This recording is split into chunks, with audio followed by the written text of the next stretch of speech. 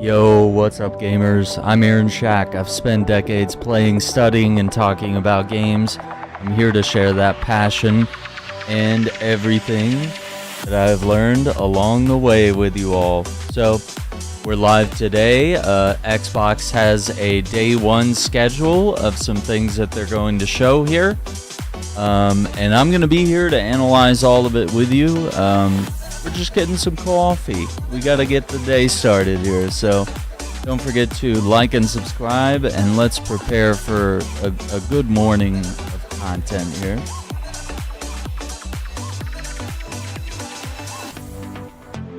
So hang tight, and I will set everything up here. And we're going to have Future Game Show. I believe that goes live at noon. So here in about 3 hours.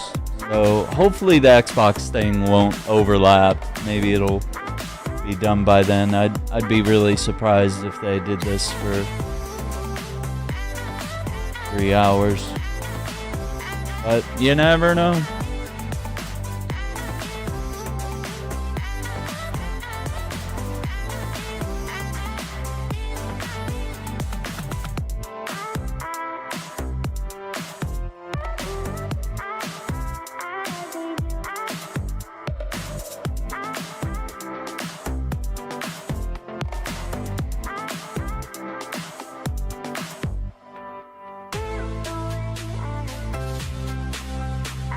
Alright, gamers.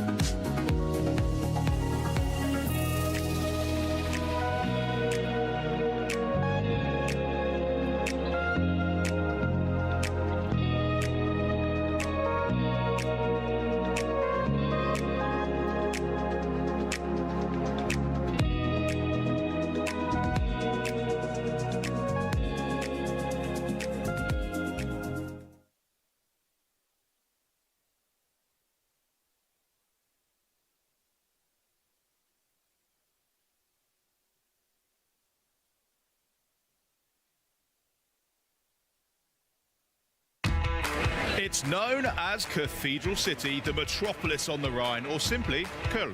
But for the next 4 days, a Brit like me would say Cologne is the epicenter of gaming, as hundreds of thousands of developers, publishers, artists and fans converge on this bustling German city for the biggest gaming event in the world. And of course, Xbox is at the center of it all, as me and my fellow Xbox On cohorts catch up with some of the minds behind the games making headlines and wish lists. Plus, we've got some Xbox news coming up that you're not going to want to miss. So, keep it here as we bring you wall-to-wall coverage of the must-play games, updates, and fan-favorite franchise coming to a PC, handheld, or Xbox console near you. Speaking of Xbox consoles,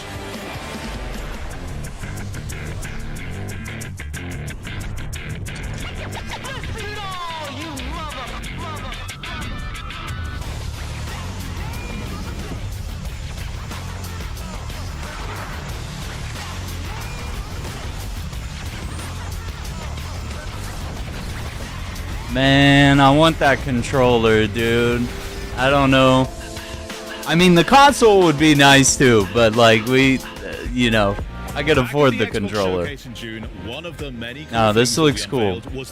Just getting some coffee going. We'll be good to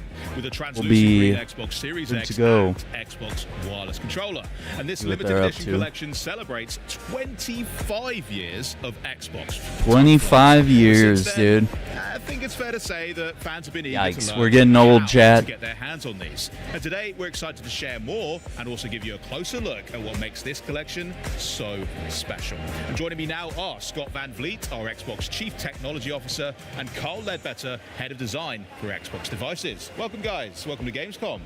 Henry, thank you for having us here, man. Yeah, thank you. Absolutely. It's my pleasure. And Scott, in particular, welcome to Xbox, because you only just joined us a few months ago as our first ever CTO. Why don't you break down for us, what does a CTO actually do? Yeah, well, first, I've been a fan of Xbox since day one. Owned the original console, was an early beta tester of Xbox Live in 2002, and spent many hours getting kudos inside of Project Auto Racing, getting my butt kicked and getting pwned in campaign or Combat Evolved, and playing games like Hunter: The Reckoning and all other types of games like Morrowind and others that spent countless hours playing on this device. So to be here as a CTO of Xbox is just an incredible honor and an incredible opportunity. Now, in that role, I'm really a maker, if you think about it. I started my career as a software engineer and a builder of devices, but really I'm focused on making and building great experiences for our players. And so that includes building the hardware that Xbox produces, as well as the software that runs on our devices, the developer ecosystem and the platforms that developers use to publish their games and their technology on our platform. So really kind of the end-to-end system that helps bring value to players. Amazing. Yeah, so very much a connective kind of tissue that helps all the teams communicate with each other and just deliver great games on great devices for everyone. Awesome. Carl, you've been here a little bit longer, right? Amazing. Yeah, so very much a connective kind of tissue that helps all the teams communicate with each other and just deliver great games on great devices for everyone. Awesome. Carl, you've been here a little bit longer, right? I've been here a little while, yes. Yeah. You come with the furniture now, I think. Yeah, I think I need my own anniversary edition. But I will say one of the things that, having been at Xbox since the beginning, like one of the first products I worked on was the design of the controller S. And this was in response to the Duke. The Duke is awesome. I know many of you out there love the Duke. It's very endearing. I've got big hands. It's perfect for me. Bingo. So the first challenge we had was how do we get the controller to fit in more hands? So the response to that was designing the controller S. That's where I started. I really love the fact that, because I remember when there was more deep dives on the Series X and S wireless controllers, that a lot was made of how much data was captured just to make sure that it fit even more hands. So the fact that that's like a through thread since the beginning of Xbox is really cool to see, and something that's continually iterated on. That's awesome. Well, before we dive in and learn a bit more about this incredible collection, Scott, you've got something you wanted to share? I do, Henry, and I'm really excited to share that starting tomorrow, our fans will be able to pre-order the 25th anniversary collection of our device. Amazing. Let's go. Okay. Very nice. Awesome. Very nice. But there's one more Well, there's a little bit additional details there. In addition to the pre-order tomorrow, some of our most loyal fans would have already received an email this morning with early access to pre-order starting today. No way. Where was my email? Yeah, you should check. Oh, okay. Later. We'll do that later. That's amazing news. So check your emails as well at home. Maybe you're one of the lucky ones, but if not, check back with us tomorrow, and you can get your own one of these. Which, yeah, I'm gonna have to do that. Is there anything else as well that is particularly exciting about this collection for people that are pre-ordering? There's one more fact to share. In addition to the console and the controller being included in the collection, pre-orders will include a copy of Halo Campaign Evolved in the box. Yes, back where it all began. I mean, I love Halo. I love the controller too. Is it possible for someone to be able to purchase just the controller on its own? Absolutely. Again, starting today, customers and our players can choose to pre-order that device, the 25th anniversary special edition controller, starting today. Nice. I think I will have to, because I want a second one to go along with the console itself. Unbelievable. Okay, everybody clear your calendars for tomorrow to get your pre-orders locked in. You don't want to miss it. But why don't we talk a bit more about this just stunning hardware? Like, well done, guys, by the way. First, Scott, why don't you tell me a little bit about what were the inspirations behind the anniversary collection? Well, there's a lot that went into designing this box, and actually, I'll hand it over to Carl, the team who actually worked on it and built it. All right, thanks, Scott. So we put our heart and soul into this design. I mean, going back 25 years, it's a pretty special moment. We wanted to create a product that was reflective of the journey we've been on with players over the past 2.5 decades. And so we started with the material.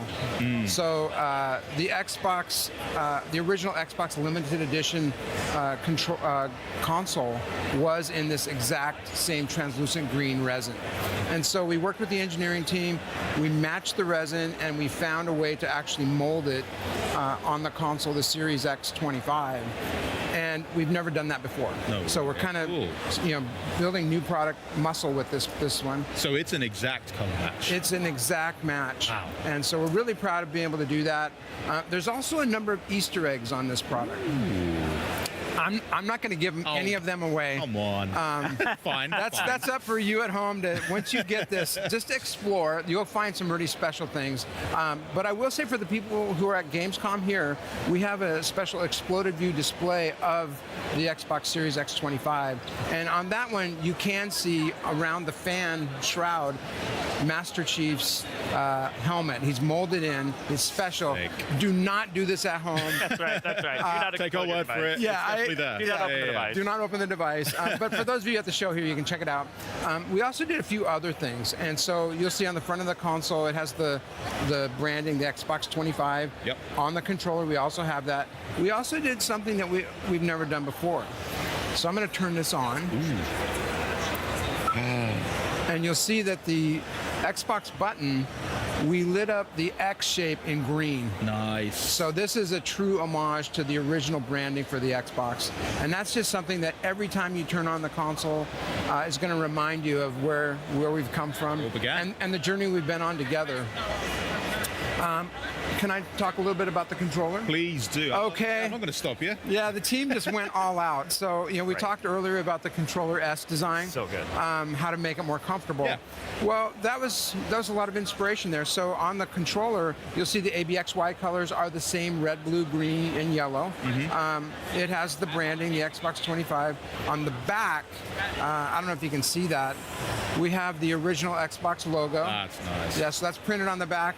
And then for those of you who know, the controller S actually had the ABXY, but it had the C and Z buttons. They were white and black, and those later in life on the Xbox 360 became the bumpers. So what did we do?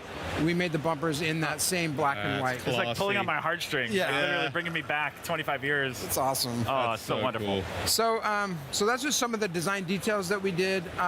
We actually did one more thing. Oh? Never before done. So this console, each one will be laser etched and numbered. Unique. Yes. Yeah. That's sick. Oh my goodness. I can imagine already. People are going to be looking, who got the 25? That's right. Who got the 117? The 117. Yes. That's going to be a real chase for collectors. I love it. Love serialized. And you've absolutely nailed the design.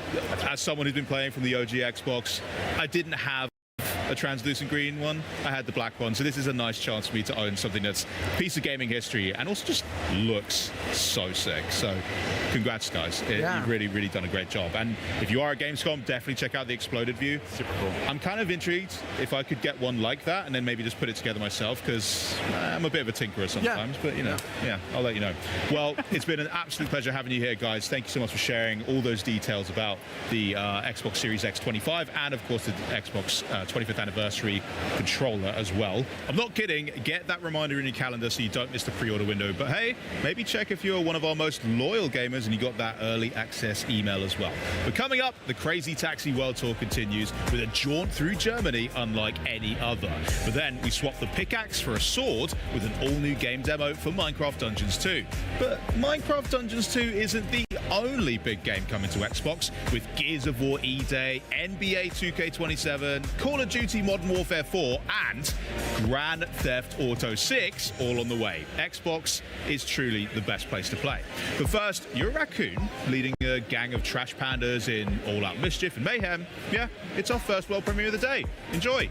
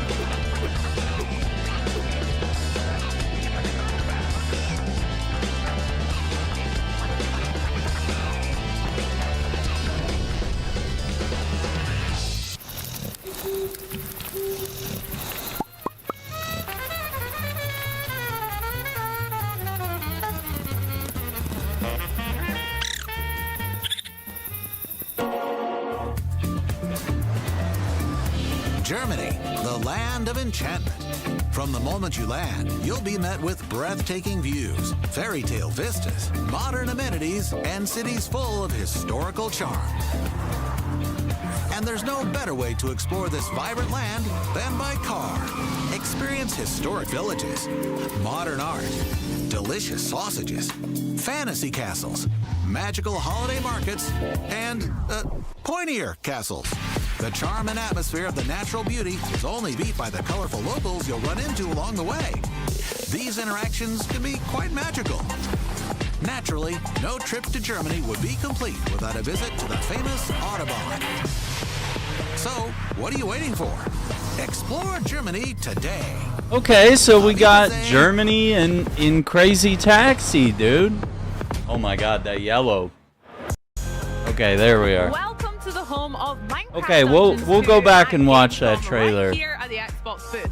It's a beautiful Germany scene in with Crazy seasons changing as Taxi. fans So we wait got their San turns to get Francisco. hands-on with the demo. Maybe we'll get You can New see the York, booth is celebrating but the brand new Germany dimension confirmed, from maybe? Minecraft Dungeons 2 that was announced last Cool. week, known only as the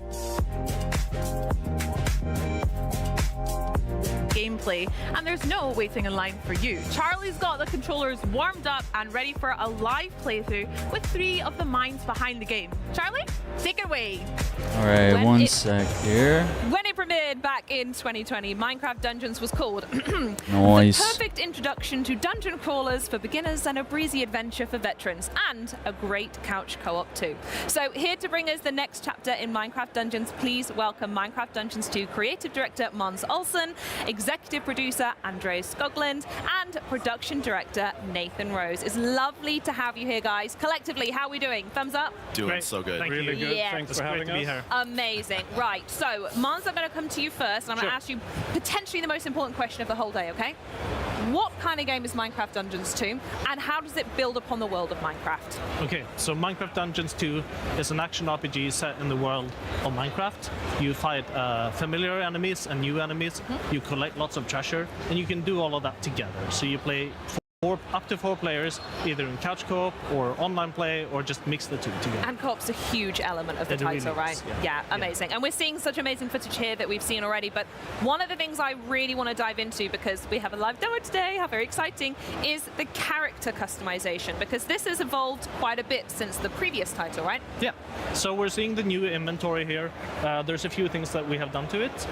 The armor slot has been split up into 1 from the first game, into 4 slots. Love helmet, chestplate, leggings, and boots to just match like Minecraft? regular Minecraft. Yeah, and just more loot gubbins to exactly. pick up. More loot, Yeah. more ways to customize. Exactly. We've added a new item slot called talismans. Ooh. And talismans give you passive bonuses that specialize you in a particular playstyle. So if you want to customize your playstyle, you equip these. You see that some of these have experience, so if you go up to one of the equipped ones, they level up with you. So as you play the game, okay. as you invest more time into it, these talismans upgrade and become stronger. And for example, there is the Tasty Bone, which gives you a wolf companion that fights alongside. Good, he's back. I'm very happy. And you can switch these in and out to match For the sure. playstyle, yeah? Yeah. I know that's a huge emphasis for you guys. Is, again, when you go in to choose a character, you choose the design of the character rather than a class type that you would. Exactly. We have Yeah. this idea that you are what you wear. Oh, I love that, Mons. That's yeah. beautiful. So Nathan is going to go upgrade some of his loot at the blacksmith. Some of these have slightly lower item power, so if you just want to bring them up. Beef them up a bit. And at the blacksmith, you can also the gear spawns with random effects, and you can swap those out as you like. Okay. So you can spend this special currency called the Echo Shards to re-roll your effects that you have on your gear to specialize your character. So you can still grind for like the legendary style, like the look of the loot that you want, Sure. but then you can come back here and refine it with this additional currency. right, yeah. Wonderful. Okay. So what are we going for here? What are the options? I think we have a build that has a little bit of everything set up. Okay.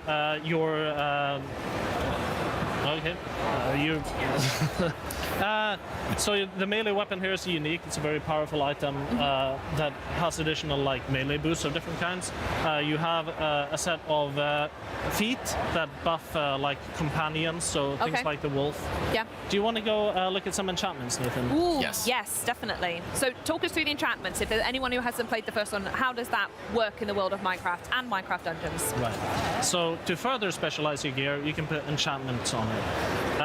So you collect enchantment books out in the world. This is a change from the first game, Of course, yeah. where you had enchantments built into your gear, and now instead you collect these books and you can apply them as many times as you like to whatever gear that you like. So Oh, wonderful.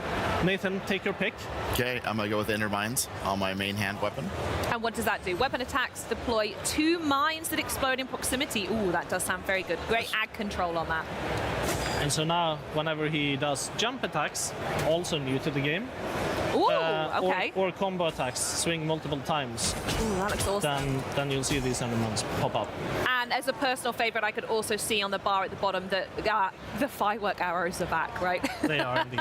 They are my favorite thing. So I played this game obsessively with my family. It was the first game really that my daughter got into. With the couch co-op really came to us here. We even gave it a nickname. If you guys are interested in hearing a little, Please. maybe you can rebrand it. We called it Minicraft Dungeons. Oh. Let me know if it I love sticks in that. the office. No, it's I good. imagine It's it good. It's good. doesn't. It's good. But We'll yeah, I loved it. And Should we head out into the world and if we get a could few make more my dreams players in? come true, All right, play let's it, join. that'd be great. So we're gonna travel to an outpost in the forest area here, and then I'll start. I'm gonna choose this guy. Beautiful. Okay, and me. Charlie. Here we go. I'm going to go for you. Lovely. and I'm going to pick a character as well.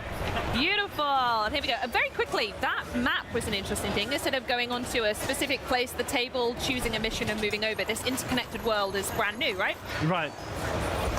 Yes. Yeah, absolutely. Andreas, actually, do you want to talk us through any of the other new elements that are coming along? Sure. So what we did is that we took the original Dungeons 1 and we listened a lot to the community, what they loved about it, and we smacked a big old layer of freedom on top of it. Yeah, some of these So we want games, for Dungeons 2 like that Crazy players have the Taxi, freedom to play the will game be they want to. So multi-platform. Mons talked about, you know, you are what This you looks wear. cool. So Minecraft depending on Dungeons how 2, you man. equip, you They've come a long way. the game you want to. I really like Minecraft my Dungeons. outside of the core quest line, Make you can sure. do a lot of things in procedural generated dungeons and whatnot. And lastly, we also want Dungeons to be, you have the freedom to play it with your friends the way you want to. So we put a lot of emphasis on building out our co-op feature set. Absolutely. I mean, you had such Okay. a huge community that came along. I'm going to nick that I don't TNT, by think the way. I finished the From first game, but I really millions and liked it. multi-millions of, I, people played. So Many, what was many it millions. I was to playing build it solo upon that though. It foundation when wasn't came as to the fun sequel? without Well, the beautiful thing about without a working good on group the of sequel friends. is that you can listen into what the players loved about the original and use that as a guiding star when you build a game. So really, we wanted to tap into all of those things. Is there one feature in particular that fans were really, really I mean, wanted the Mons most? mentioned it. We Oh jumping dear. is a big one. I've got you. Someone But protect all in me. all, we Thank really you. want the game to be approachable for new players to the sub Minecraft genre here, but also have a lot of depth to returning players. We have actually the mini inventory that we could show off. The which mini is, inventory. Oh, look at that! So in Hold the on, what do I press to get that? the D-pad up The button. D-pad up. Yeah. So in the first game, you had to inventory management. You had to like take it one in at a time. turns. Yeah. There we go. And, I was like, that where's was, my some fan? feedback from the community that we really took to heart. Now we have this mini inventory so everyone can manage their gear at the same time. Oh, yeah, we would rock, paper, scissors in our house as to who got to go first to look through the loot after a fight. That's incredible. I love that. That's really good. We also have this guiding line. If you're ever lost in the world, you can just press Love that. the button here. and Pretty you know where to accessible. go. Yeah. So we're gonna go over to. Oh, you're hitting me with Oh, TNT. that was me. No. Okay.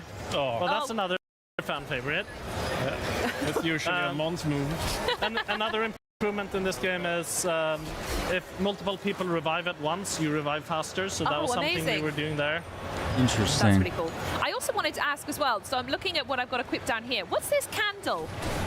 That's the creeper candle. The creeper candle. So, like a creeper, it explodes. So you put it down. So you got a couple different items as well as your. Okay, perfect. Right, I'm going to test that main up on attack. the next adventure that we have. In fact, I'll tell you Like what. everyone's let's while got I like wait a for some mushroom cool or innocent a- fool to put my creeper candle on. type of- Let's talk a little bit more about discovery and exploration and what makes this game as fantastic Oh, as this it is cool. does. What's it like to expand this world even further? Super from that? Nintendo World looks good. So Yeah, we I just would love walked to past go this, someday, man. Doorway, I would we love didn't to enter go. It, but that leads to a randomly That's generated a theme dungeon. park Oh, where okay. I would And so be you at can home. enter those, I would to love find, that. special currency. I These feel echo very shards that welcome we use there, for and, enchanting and for Yep. upgrading the merchants in town. You know, I'm not much You can for also roller get that coasters, but currency by I'd go on a defeating few soul rides. corrupted mobs, Okay. one of which we see up here. Oh, it's this guy. Yeah, All right, I'm so definitely that's an dropping a candle there. Watch out, lads. Extra tough Ah. enemy, but once we get it, we should be seeing Nice. some of the special currency pop up. Oh, and well done, you we're all dings. collecting it. Great work. This is wonderful. Okay, and so we're just gonna walk up this tower and find the. Who's going to be up here? Well, let's see. Okay, all right then. Nathan, I wanted to ask you about the evolved co-op experience as well. We've spoke about it a little bit, and obviously we can see it on display here, but we mentioned it at the top. Co-op is such an integral experience to Minecraft Dungeons 2. Can you speak a little bit more about what that's like to bring it together and what it means for the title? Yeah, absolutely. A big change that was made between Dungeons and Dungeons 2 around couch co-op is the ability to join a online multiplayer game within a couch co-op group. So say if you're at home okay. playing with your family and you have an open spot for another player, you can matchmake and grab another player from the internet to join your couch co-op. Oh, wonderful. It was Oh, a that's big great. change that was really necessary and something that our fans have been asking for. Yeah, I can imagine. That is very good. Right, kill all them idiots. All right. Oh, this looks like what? Oh, the weather's not good either. No. Oh dear.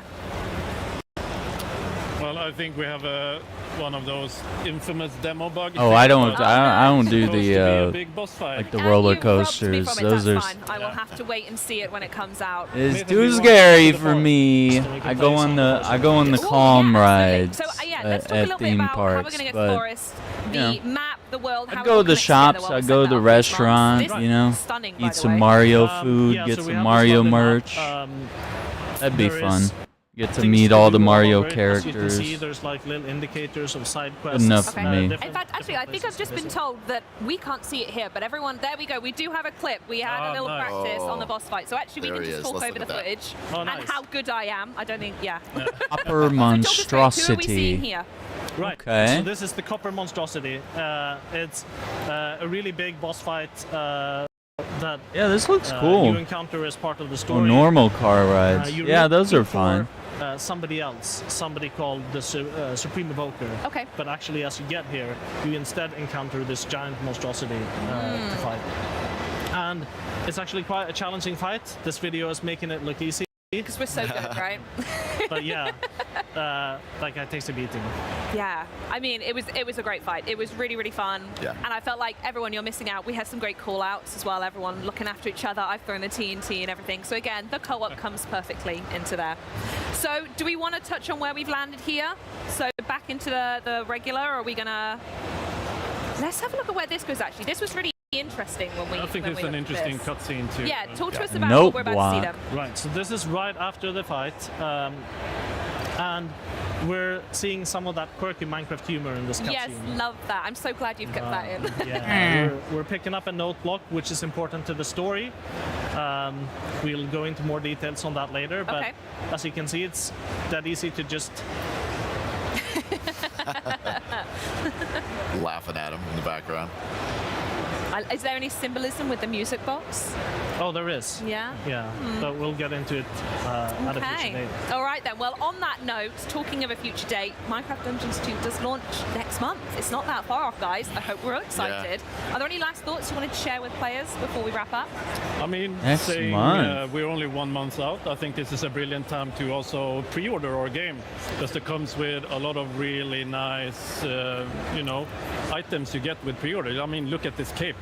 Cape is beautiful. Look at the chicken. Look at the chicken.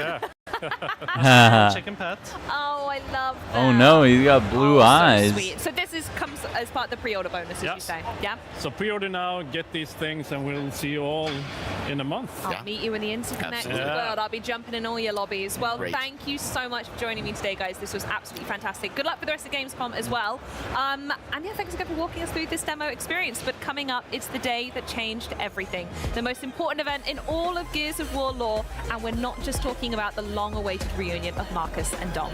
We've got the Emergence latest on the Day. campaign and what Gears fans should look out for when Gears of War E-Day drops later this year. But first, let's keep the party going with another world premiere. Let's go. Know you what it is to behold the world's ending?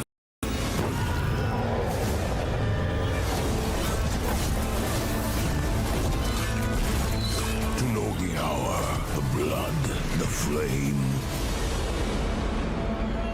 I do. Odin is waiting in Asgard. Okay, some Norse mythology. Shall be my final wager. To save the 9 realms. Asgard. Wield the powers of the gods. Twist fate with the throw of your dice. You are the last vanguard against Ragnarok. The defenders of... Huh? Oh, it's hard to do it alone. Then rise in Valhalla. Okay. Gather your brethren. Solo or godlike co-op. Together. Oh, the bumper cars. Yeah, those are fun. Crash into each other. Yeah, if they have something like that at Super Nintendo World, that'd be fun. Fight against the gods. Do like a Mario go-kart ride, that would be cool. Chosen by Odin. Well, it's It's a big year Xbox for and Xbox, PC. we've got a lot going on here at Gamescom. We're celebrating 25 That years controller of gaming, which is necklace. apt, as we've got 25 cool. games on the show floor here and more than 40 games in this show for all of you at home to enjoy. We've got a hands-on gameplay and looks at some of the most iconic franchises in entertainment. And here with me today is Xbox's expert on the next generation of new tech. Now, I think I prefer him by his other title, Master of Beards, none other my than God. Jason Ronald himself. Welcome, Jason. How are you? I'm great, and I'm so excited to be here at Gamescom. Thank you so much for having That's me. crazy. Oh, of course. You've been to quite a few now. Is this That's a number 10, wild right, for you? beard, Yeah, dude. you know, I love coming to Europe, and you know, not only is it Europe, but Germany is so important to everything that we do. And Xbox so, devices. as you said, it's a really exciting year here for Gamescom, and we have so much going on. You know, last night at Opening Night Live, we showed a new set of footage for Gears of War, which I'm super excited to play in October. You know, we announced our partnership with CD Projekt Red to bring The Witcher 3 to Battle.net. Let's but go. Ultimately, for me, the thing that makes Gamescom so special is just the fans and the community. You know, this is what has made Xbox special, and just to be here in Germany to celebrate. Yeah, that's the a lengthy community beard, and man. all of That's these great. Oh, they creators got a is just such boomer great over time there to be from at Gears of Xbox. You're War. so right. We've got a lot to celebrate Oh, tonight that's at cool. FanFest as well. Looking forward to that. Exactly. You know, FanFest is one of my favorite things to do. It started here in Cologne, and it's just going to be great to spend time with the fans tonight. 100%. Cologne, Can't Germany. wait. Now, speaking of the fans and also the community, there's a lot of Oh, there's players the that take Sega booth obviously back great there. pride in their gaming collection, especially here in Europe. We know that Sega. Xbox players have stacks of physical games. I like to organize mine alphabetically and have a couple of collector's editions. Alphabetically, okay. Slayer, and I always Master do Chief chronologically. I guarding like all to my have them in the precious order loot. that I But, bought them. There has been a lot of conversation lately around ownership and also rights to the games that you buy. So, Jason, what do you make of it all?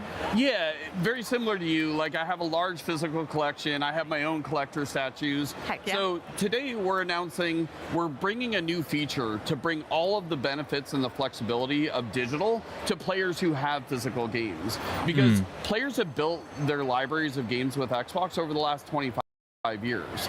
Many players, some have bought physical discs, some have bought their games digitally, and many of these games work across multiple generations. And even as technology changes and formats change, your library shouldn't. You know, we have so many special memories tied into our libraries. Of your libraries moving forward with us, but can you maybe walk me through it a little bit? So again, I've got a physical game copy on my shelf at home. What do I actually do with it? Yeah, it's really, really simple. So most Xbox One and Xbox Series X titles support this. So all you have to do is just put the disc into your console. You'll be prompted to redeem a digital license, and that digital license will be tied to your account. And so now you get all of the benefits of digital, so you don't have to put the disc into your console to play the game. If the game supports Xbox Play Anywhere, you can easily play it across multiple screens, and you can even do things like cloud streaming, which you never were able to do previously from a physical disc. Wow, I mean, that sounds sick and also really straightforward. You mentioned just then about supported titles. Yeah. What do you mean by that? Yeah, so we're launching with support for thousands of games, and we'll add more over time. And this is part of why we're launching it with the Xbox Insider, so that we can start collecting feedback, and you'll see improvements over time. But this is really just, when you think about working with thousands of games across 25 years of Xbox, very similar to how we brought the original Xbox games to PC. We're just really focused on giving you more flexibility and giving you more ways to play the games that you've bought from Xbox over many years. Awesome. Sounds like a lot of ways to play. And with this new feature, nothing's being taken away here, right? No, not at all. Your physical discs continue to work as they always have. You can display them with your collector's editions and just celebrate your collection. And it's really about adding more flexibility and providing more choice for you as a player.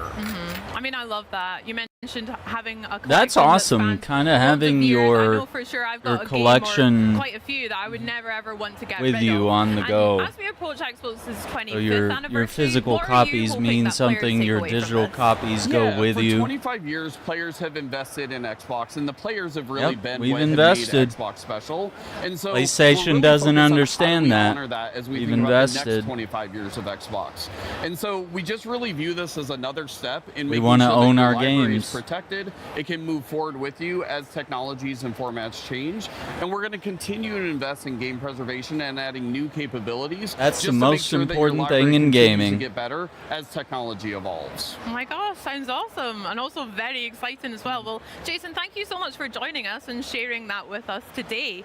And for Xbox Insiders, this feature begins rolling out next week on August 31st, with more details available on Xbox Wire. Coming up, it's the first emergence of the Horde as we catch up on the latest from Gears of War. Okay, so EA here's with the team games from we the can Coalition. expect. But first, it's time to sharpen your sword. Oh, Dark and brush up on Heresy! your We're knowledge gonna of see ancient Warhammer China. 40k Dark Where Wins Heresy. Me, an open-world action RPG, is Okay, so sporting a new yeah, expansion Tomb Raider, just to Legacy of delight fans everywhere. Atlantis. So take a look. Alright, so Gears of War. The black gold is in there. Let's go. Where winds meet.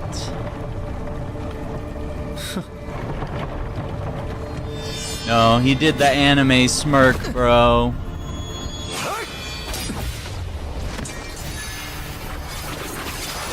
Yeah, that's right. At last, I've got you. It seems those fools let you slip away. What?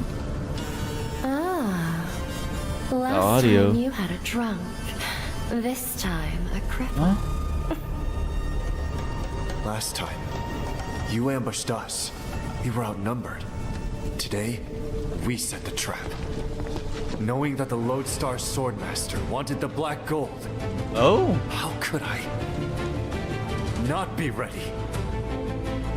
Yo. Ever since that day, my only goal has been to find you. To kill you myself! Yo. After all this time, you've still learned nothing. Serving yourself up like this, what a tragic waste of poor Han's sacrifice.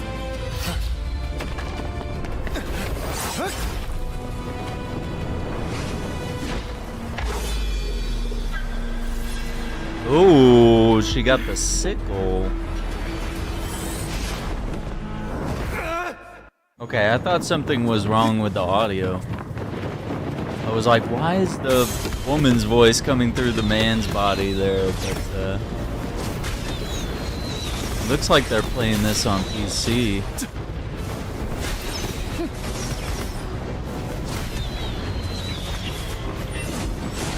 Wow. Parry, parry. Oh no, okay, jump on the sword strikes. Okay, that's crazy, bro.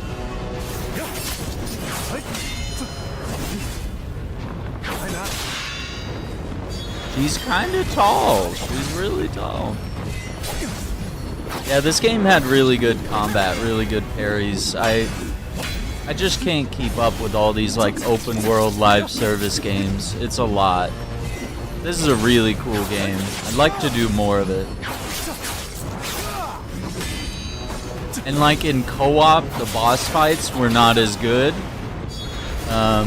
When you were playing in co-op, the boss would only focus on one player, so the aggro wouldn't trade off, and so it didn't feel like I was actually fighting the boss. Like it felt like I was just there watching and slashing at them, you know? Like I want to have some swords clashing, you know? Oh wow. Oh wow.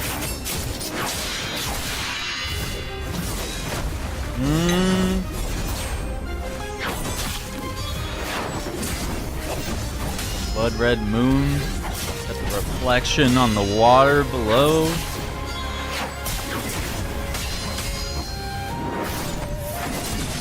I love the parries, dude. Oh no.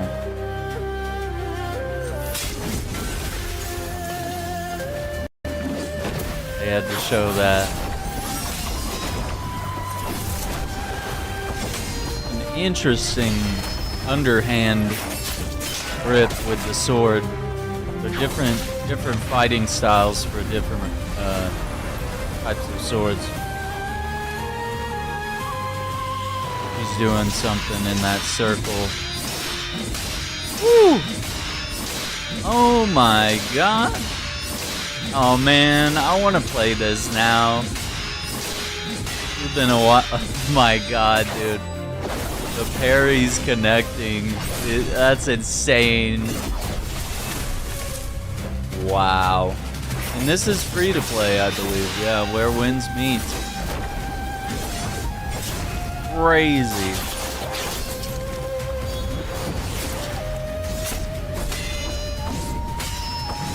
Reminds me of Sekiro, man. Like, you gotta get that timing of the parries.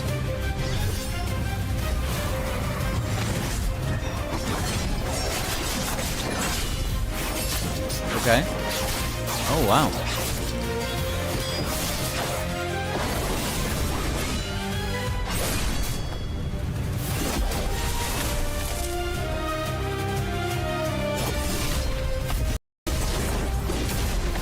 It's crazy.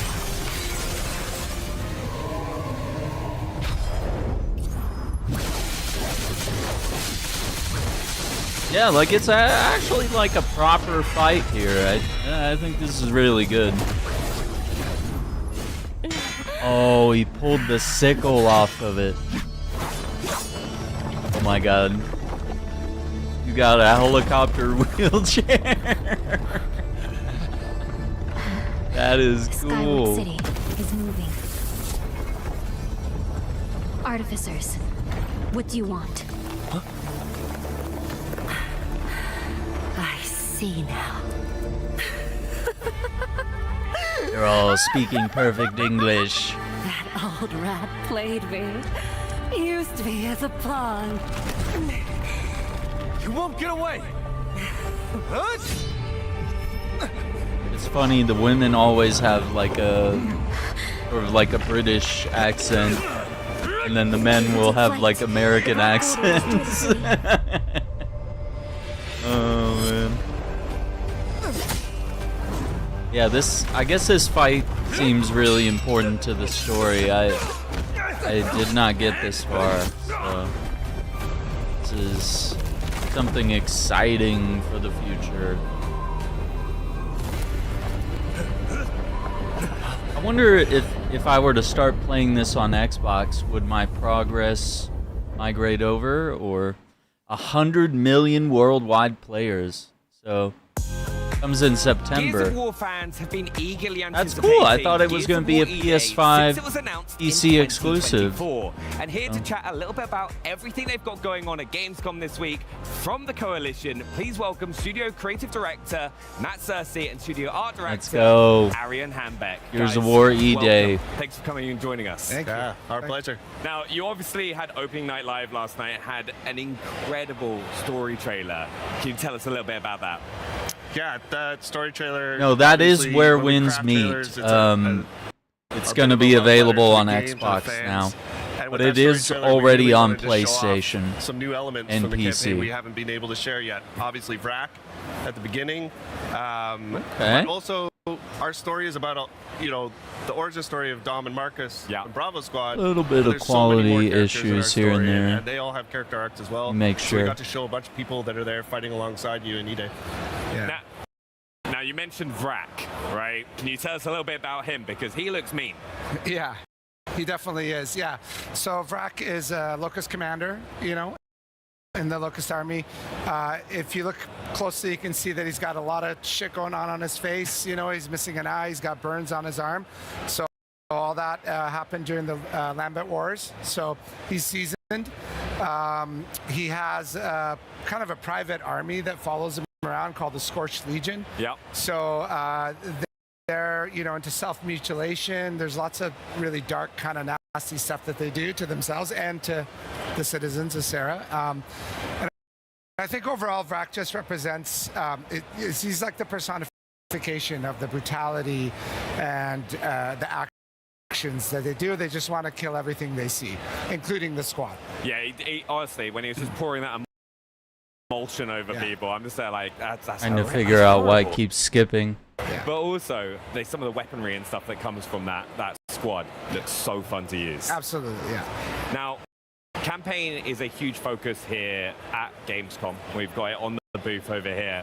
Can you tell us a little bit about what people are going to be able to play when they come and play on the booth? Yeah, for sure. So we have a little bit of our beginning of Act 2. So it kind of starts the morning after E-Day. The squad has just come together, armored up, and they get sent on their first mission. So we get to play a bit of that. It's got this classical kind of Gears. You're supporting another squad, going toe-to-toe with the Locust. And it's actually a subsection of the campaign preview that we just got to see get released online. A bunch of video and press coverage of that came out, which is a little bit larger. That and Hollow, who were playing earlier, and I was like, it looks so good. But all through the background, this Try refreshing it.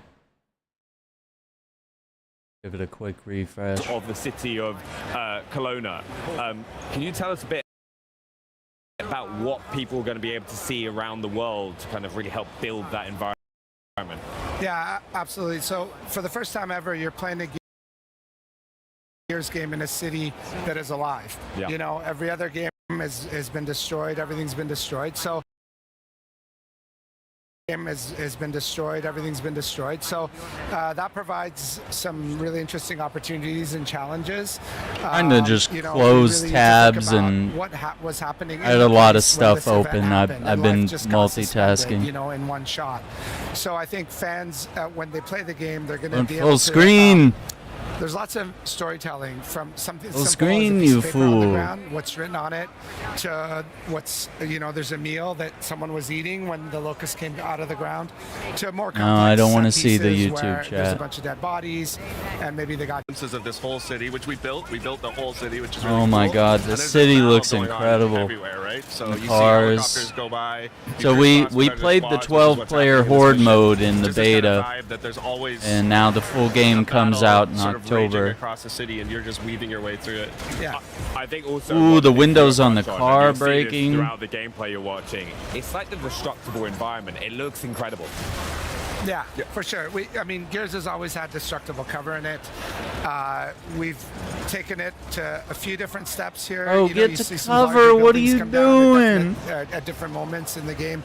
Just Yeah, to the make you slide constantly is realize that pretty neat. Not only is the immediate area around you Perfect active having a reloads. battle in it, but the entire city, whether it's a Got block kind of away, a you retro gunfights, the Lancer building there come with down, the you bayonet. see a little block of a street go Instead down. of the It's all happening chainsaw. live as you play the game. You know, these are the earliest Everything we're watching right now is implementations single of some of player, these but guns. Gears fans always want to know about co-op. Yeah. Can you tell us about that?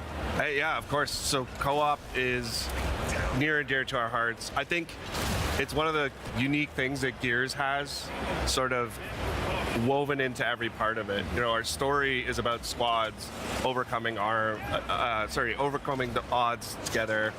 We've got modes like Horde Sniper. Siege that are about multiple Ambulance squads there. coming together. Of course, we've got PvP, which is 4v4. So campaign's got 4-player online co-op. Amazing. 2-player split screen on console. All 4 players in the squad are playable, all 4 characters. And I think it's one of those games that it plays great on its own, but it just sort of comes to life when you're there with a friend, you know, your ride or die buddy, like Marcus and Dom. I love the way the shotgun reloads. Like you see each shell go in. Obviously DB&O and a bunch of other stuff. It's a great experience. Yeah, you see it a few times, like if you get downs, like Dom coming to save you and stuff like that. Yeah, different kinds of it, right? We have the That's Rusher cool. enemy that'll pin you, and he'll be on top of you. So Yeah, you're I definitely don't want to see the chat on screen. You never know what they're saying, dude. They might say something I'm so crazy. excited, like, to hop on with the rest of the Xbox On. I don't team. want There's to all 4 of us, broadcast like, kind of that. flying our way through. It's going to be a lot of fun. Yeah, this is like the But bolt action one of the other rifle. things He has to in like pull the bolt back after each shot, as you can see. And it's got a blade across the bottom for when you melee attack people. But what ways are people going to have? There's a lot of good weaponry. That's called the breach shot. That gun. So this is definitely a little bit Oh, more there of a come linear the mission, but even wretches. within this mission on this bridge, you know, we've added a bunch of verticality to the game. It opens new flanking Lot of routes, verticality new added. cars and trucks. And then this mission specifically, at the beginning of Act 2, We wanted to add some different types of verticality to our game. you catch a glimpse of in our campaign preview, where the world opens up a little bit.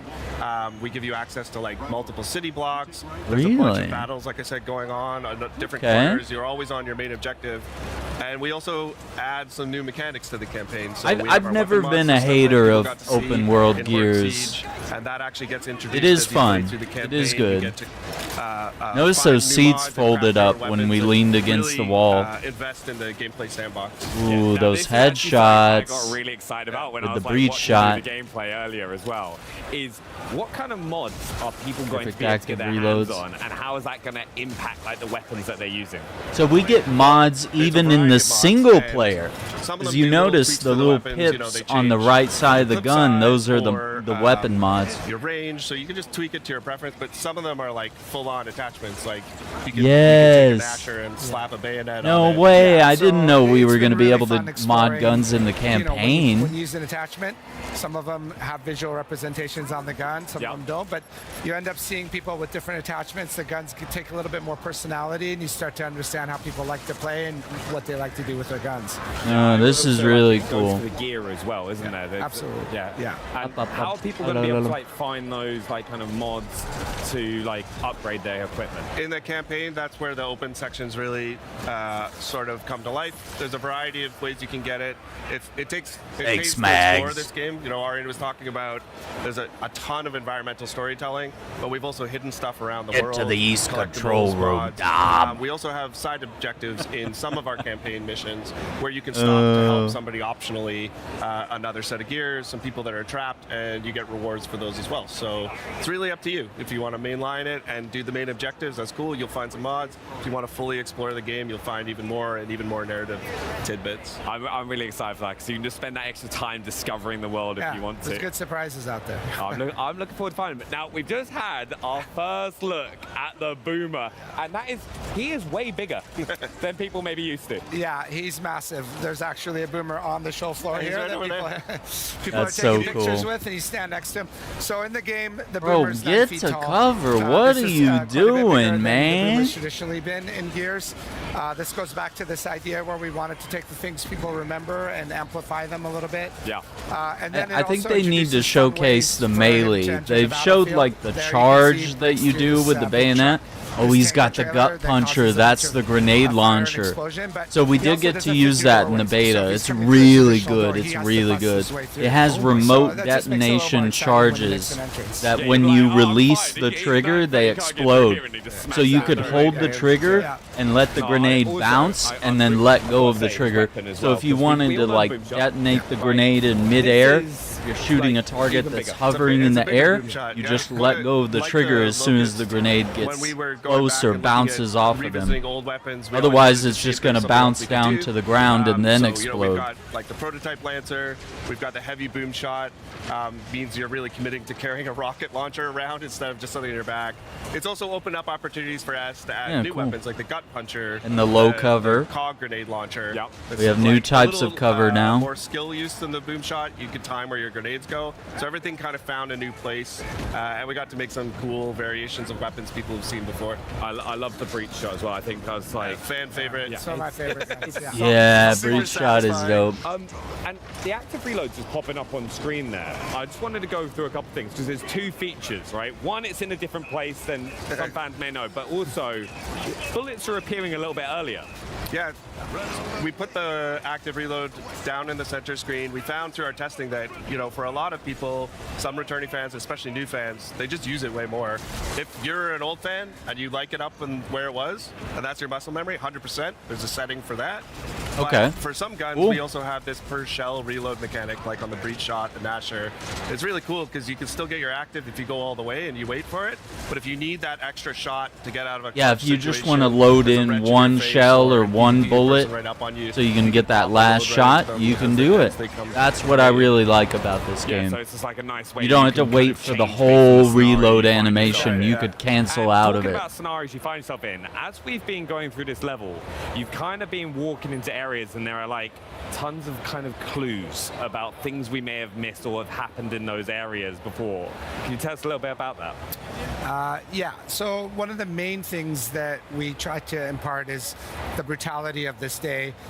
Emergence Day, 2/3 of the planet gets wiped out in one night.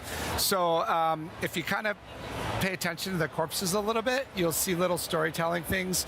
The blood trails sometimes give you a glimpse of what has happened, the pose they're in. So there's a lot hidden in there to check out. No, I Wow. honestly, I'm so excited. A big thank you as well for you guys coming and joining us and Thank taking you, us absolutely. through Gears of War E-Day. What's one thing that you're most excited for fans What a great to see with showcase. Gears of War That- E-Day? I'm so excited. Well, you know, we shared a little bit each time here. I'm really excited for people to experience this story. I think this is one of the you know, a great Gears story. It's all the classic vibes and some great new characters and some really emotional Gears moments tied in with all the brutality. I think people are going to love it. Yeah, honestly, thank you both for coming and joining us. I really, really appreciate that. Nice. And now, we are going to head over to Henry for more on Gears of War E-Day. The Gears of War E-Day experience that people have access to here on the Xbox booth. Well, welcome to the Gears of War E-Day here at Gamescom, where I've actually got artist Luke Priest with me to discuss the incredible eye candy is on display behind us. And thanks so much for joining us, Luke. Thanks for having me, man. Welcome to Gamescom. It's your first time here as well, isn't it? It is, yeah, it's really cool. It's a pretty special way to kick things off then, with Yeah, definitely. Why don't you tell people at home what it is that you do? Yeah, so I'm an illustrator. I'm based in the United Kingdom. I've been working with the Coalition for many years now on all things Gears of War. Obviously, more recently, E-Day. So yeah, you know. That that's Gibson kind of what I do. guitar in the This project background. in particular is pretty special. So Special let's Gears talk of a bit War about that, because I controller. can see that we've also got Gibson involved. Yeah. So Wow. talk to us a bit about this partnership. Yeah, so we partnered with Gibson Guitars. They're amazing people at Gibson. Xbox, they Gibson. sent I'm a us, guitar player. These You know. guitars, well, they turned up. Want and to they hear were, me like, from play the some factory, killer so they blues didn't have the rock art on it, and then my job licks was or to some paint jazz design on onto there? the We could guitars. do it. If you don't know at home, these are particularly tasty guitars that Gibson have sent you, because we've got the SG No, over here, Gibson, the Les Paul. These are one of like my favorites. iconic Yeah, guitar very silhouettes. iconic. Yeah. Amazing. Some of my Can you tell favorite us a bit guitars then are about Gibsons. The design? So what inspired you to really lay down this artwork Yeah, on top sure. of these guitars? So what we wanted to do, we wanted Wow. to tap into Gonna get some the coffee. pillars in Gears, like, so Coffee. the core pillars. So obviously with the Marcus guitar, we tapped into brutality. So that's like feels quite violent and kind of visceral, and like almost like very kind of, you know, like we tried to kind of cater it to the shape of the guitar as well. So like you can see like the blood splatter kind of flows across the guitar. You've got the kind of spinning That saw blade just fits right in. and the cog, obviously, which ties it to Gears, and then we've got the skull, which is kind of like shattered, so that adds that kind of violent, brutal feel. And then, obviously, moving over to the SG, we've got this is like leaning into Dom, so this is tapping into the kind of pathos pillar. Okay. Which is like sort of more like kind of sad vibes and. You know, so it's just like, and then we've got the angel wings, which is like the nod to kind of like the kind of Maria tattoo, and then that kind of flows to the shape of the SG. Yeah, it really like fits and forms into the horns there, which is such a nice detail. I mean, how long was this project end to end? Each guitar probably took about 40 hours from start to finish, so everything's obviously hand painted. In my studio at home. And honestly, like, it was just such an honor to work on this stuff. Like Gibson, like super iconic. I play guitar myself. I do a lot of work in the music industry as well anyway, so it like just ties in really nicely with that. So Nice. Amazing. So yeah. But beyond the guitars themselves, and we'll get to the controller in a sec, I do want to tell people it's not just for show, because you can actually get your hands on either one of these amazing guitars if you head over to the Gibson Instagram page and you check out their announced post for more details on how you could potentially win one of these. And people here can also scan the QR code if you come down to the Xbox booth if you want to learn how to win one of these incredible, just beautiful pieces. You have brought something else along for us, because there is something else going on in the middle there. So what? Oh, you've got another one. Yeah, Nice. so yes, this is a controller that I worked on. So I worked with the Xbox Design Lab on this. This is fully customizable as well, Sick. so you can like switch out the buttons and the sticks and stuff and make it your own. That's cool. Yeah, and this is tapping again into the brutality pillar.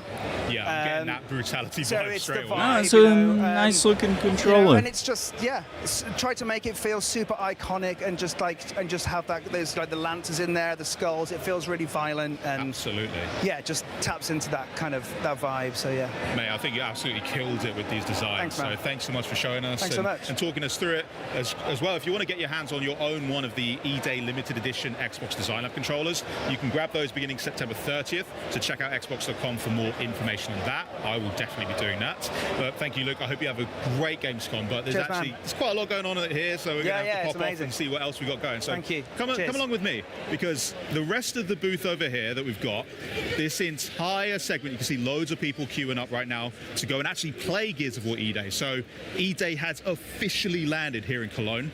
This is particularly cool. We've got a custom PC built in partnership with NVIDIA GeForce RTX. Gears We've got a nice PC COD logo there on the cooler. I mean, just looks unreal. So if you're in town, Yeah, it looks come and clean. check everything out. And then what you're going to want to see... There's the boomer. Benny was not kidding when he said the boomers are huge, but besides the boomers, we've got a couple of other buddies that we want to be talking to, because joining These guys me in are front not of this incredible boomers. statue They're too and young. the many photo ops that we have on the Too young Xbox to be booth boomers. is Senior Product Manager at the Coalition, Noah Benish, and GeForce Look how Evangelist tall that dude Jacob is, though, from NVIDIA the to chat with us boomer. about Gears He's big. on PC. So, hello guys, How's it going, welcome to Andy? Gamescom.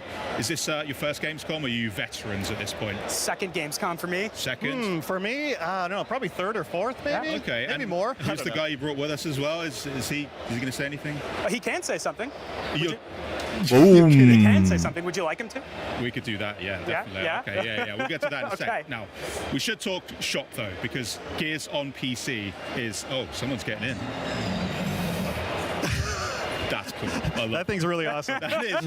Not a dude trying to get the I don't think it'll selfie fit in your carry-on. in the middle of the interview. Yeah, tell me a Come little bit on, about man. Gears on PC, because everyone here is checking Oh out my the game. God. We have Xbox players who are No really excited. presents, It's another console exclusive, dude. but on Not PC, realizing we've got some these pretty dudes cool are on features to talk camera. about. So, what exactly The have you been working official on that is Xbox exciting for PC broadcast. players? Come on, Well, dude. Henry, I think broadly the most important thing to know Oh is my that Gears of War God. E-Day is a What a funny game moment, that is though. for PC players, built by PC players. So for us at the Coalition, Not at a bad bare deal. minimum, that means supporting all the Any features you'd press is expect good from a title press like here, I this, guess. such as 32:9 and 21:9 ultra-wide support, including 21:9 cinematics in the campaign, Oh, nice. extensive mouse and keyboard rebinding options, variable refresh rate, uncapped frames, and so much more that's hard to list off and mention definitely, here.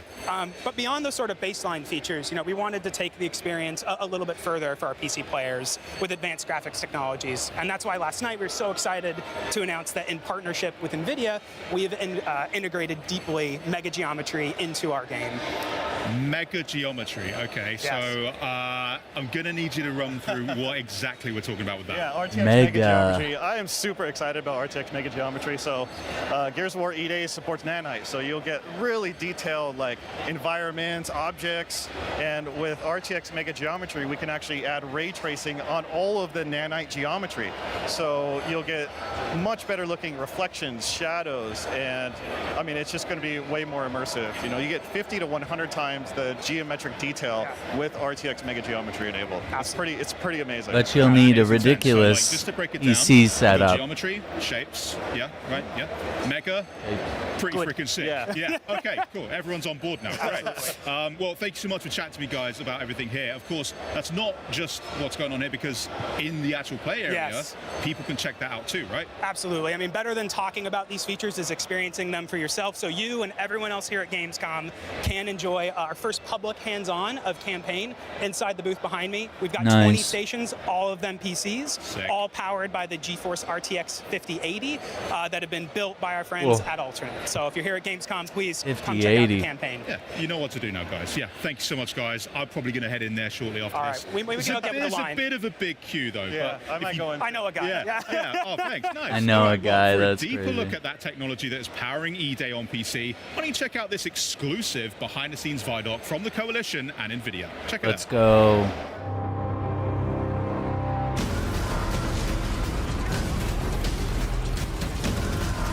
Gears of War E-Day is the next game in the Gears of War franchise. It's the story of Emergence Day. Dude, the It's way going that back to the cover beginning, got when blown the Locusts up. first come out of the ground and start attacking. It is also a game that has been built from the ground up on Unreal Engine 5 with all new art and all new systems to push visual fidelity to a level we've never achieved before.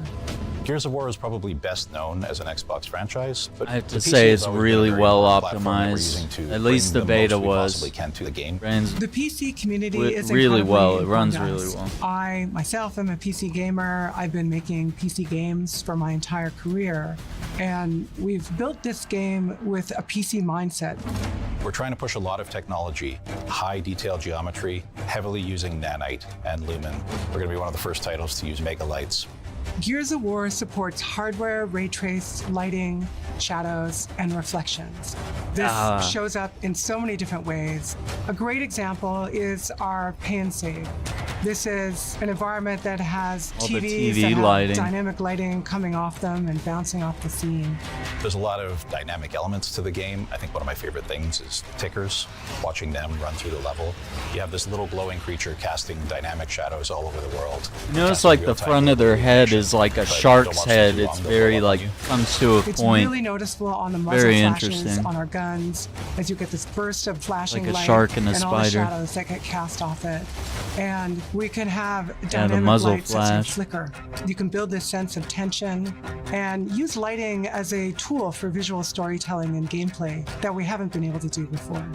Real-time reflections is something that's very cool for us. We have some really cool elements in the game that are nice and shiny. As you shoot glass and see real-time ray-traced reflections and translucency, all of that is dynamic in real time, which of course you wouldn't have with traditional baked lighting techniques. All in all, ray trace lighting brings the dark, gritty vibe that we want to life in the game and really adds a level of realism and cohesiveness that's never been possible for us before. And on our ultra spec or our ludicrous spec PC settings, we push ray tracing even farther with higher ray trace samples, more rays, but also RTX mega geometry. We're going to be the first Unreal Engine title to show RTX mega geometry in our game. This is really exciting because we're a very nanite-heavy title, but there's always been a bit of a discrepancy between what's available for us to happen at raster and what's available for us to happen when we're ray tracing. Mega geometry allows us to use the same level of detail that we're using for nanite as our ray tracing basis. It pushes the visual ray trace scene to a higher level than we can achieve with Unreal Engine's technologies out of the box. You see some of the examples of foliage or shadow detail that is just crisper and has more fine detail in that shadow. You definitely get a lot more detail in a lot of the raw surfaces. They look just a lot sharper and a lot more correct.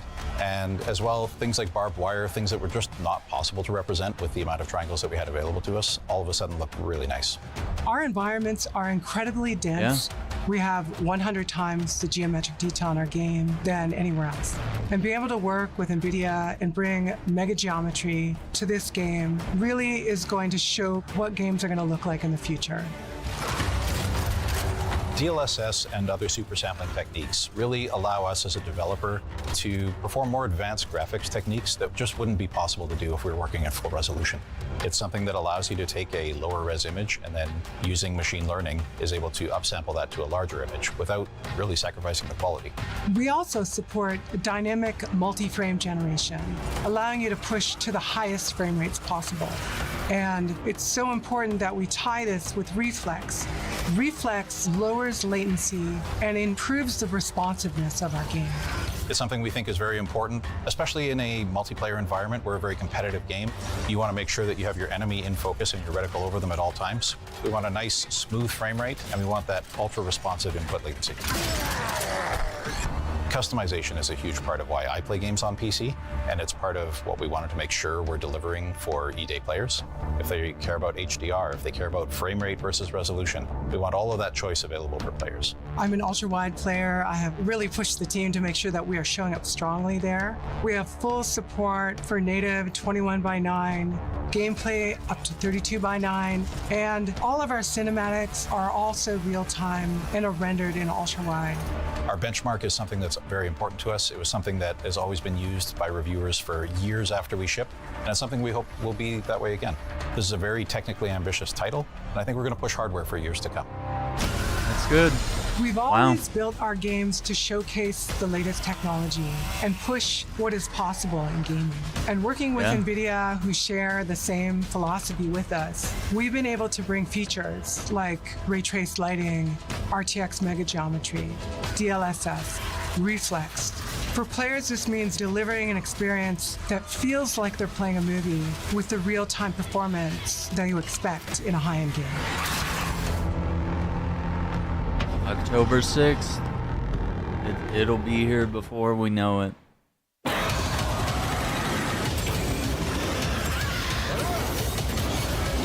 This is Alien Deathstorm by Rebellion. All suit systems are nominal. Atmospheric interference is causing data transmission issues. I like the ammo counts are displayed on the gun. It's very minimal HUD here.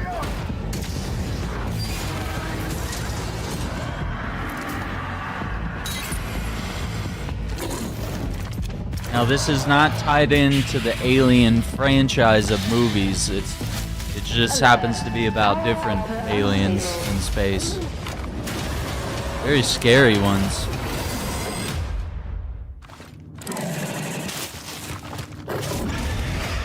Yikes, dude. We gotta play this.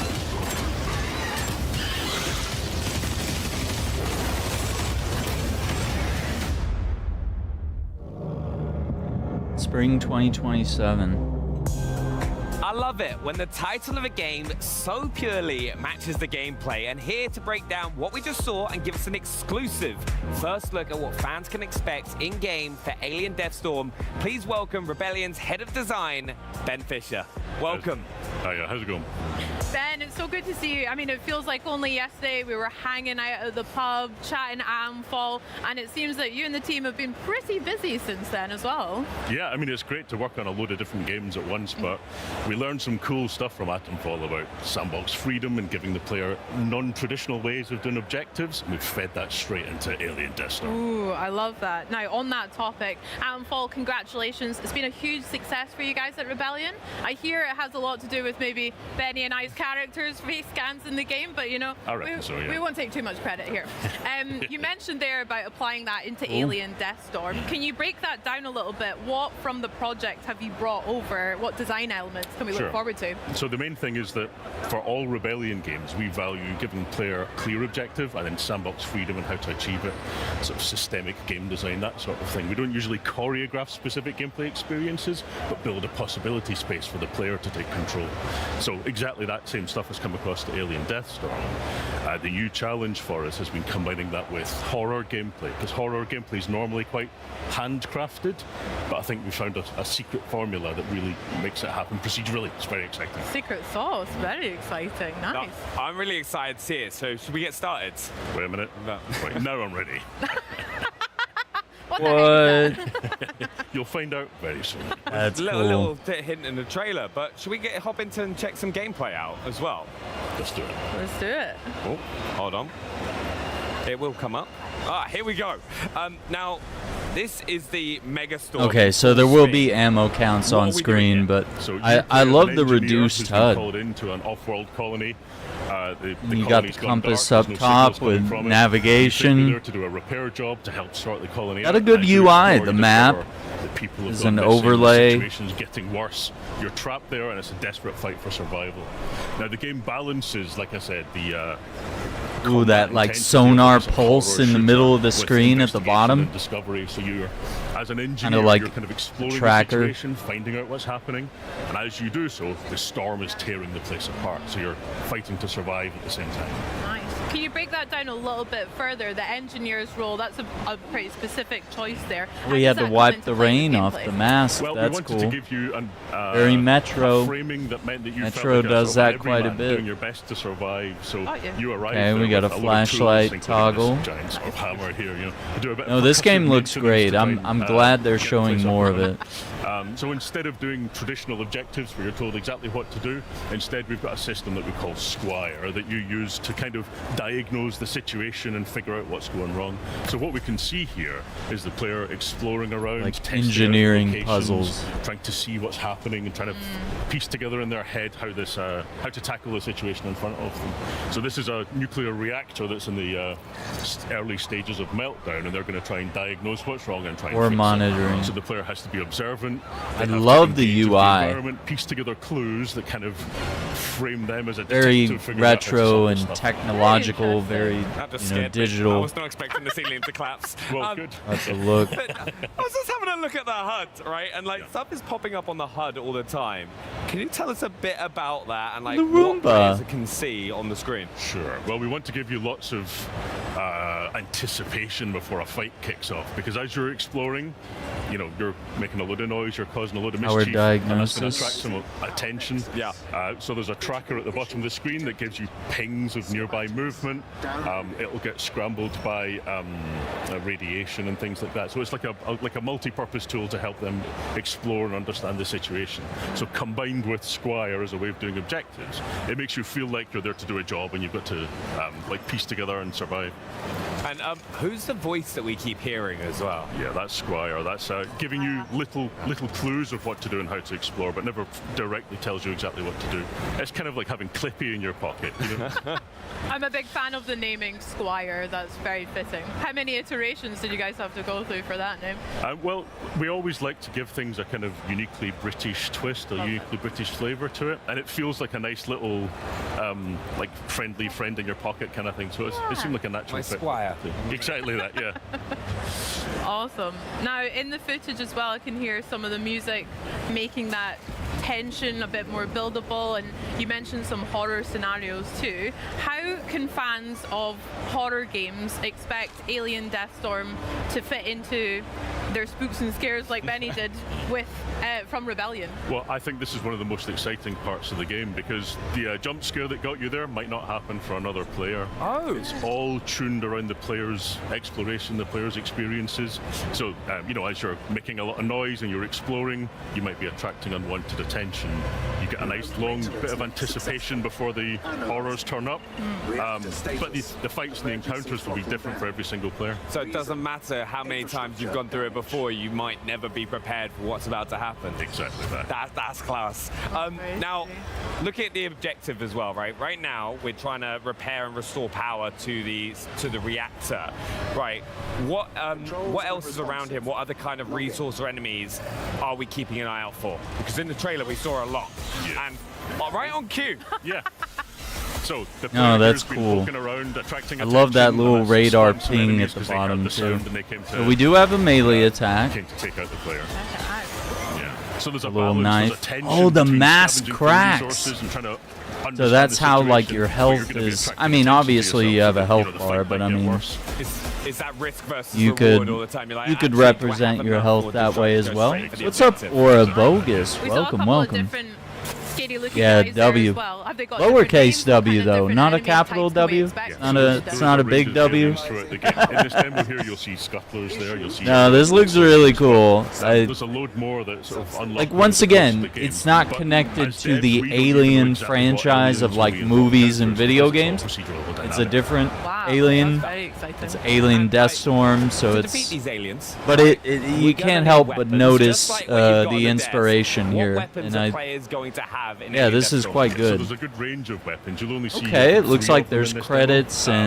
and they're all very kind blueprint, of holographic weapons, sight. because we felt like that kind of. Oh, so we're gonna get to set- that upgrade set our the tone, guns. that kind of Okay. gritty, grounded sci-fi Honestly, environment. So I you'll see, wasn't super an hyped SMG when I here first with a saw this shotgun, game. I was like, pistol that's okay, it always just looks got, like another ammo.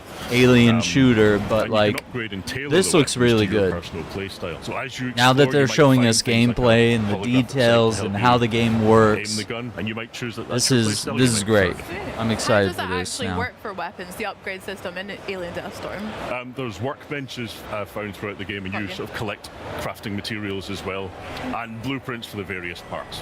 Very good. Very fun. blueprints. Do you have a favorite weapon that you want to talk about so far? I always What's love your- a shotgun.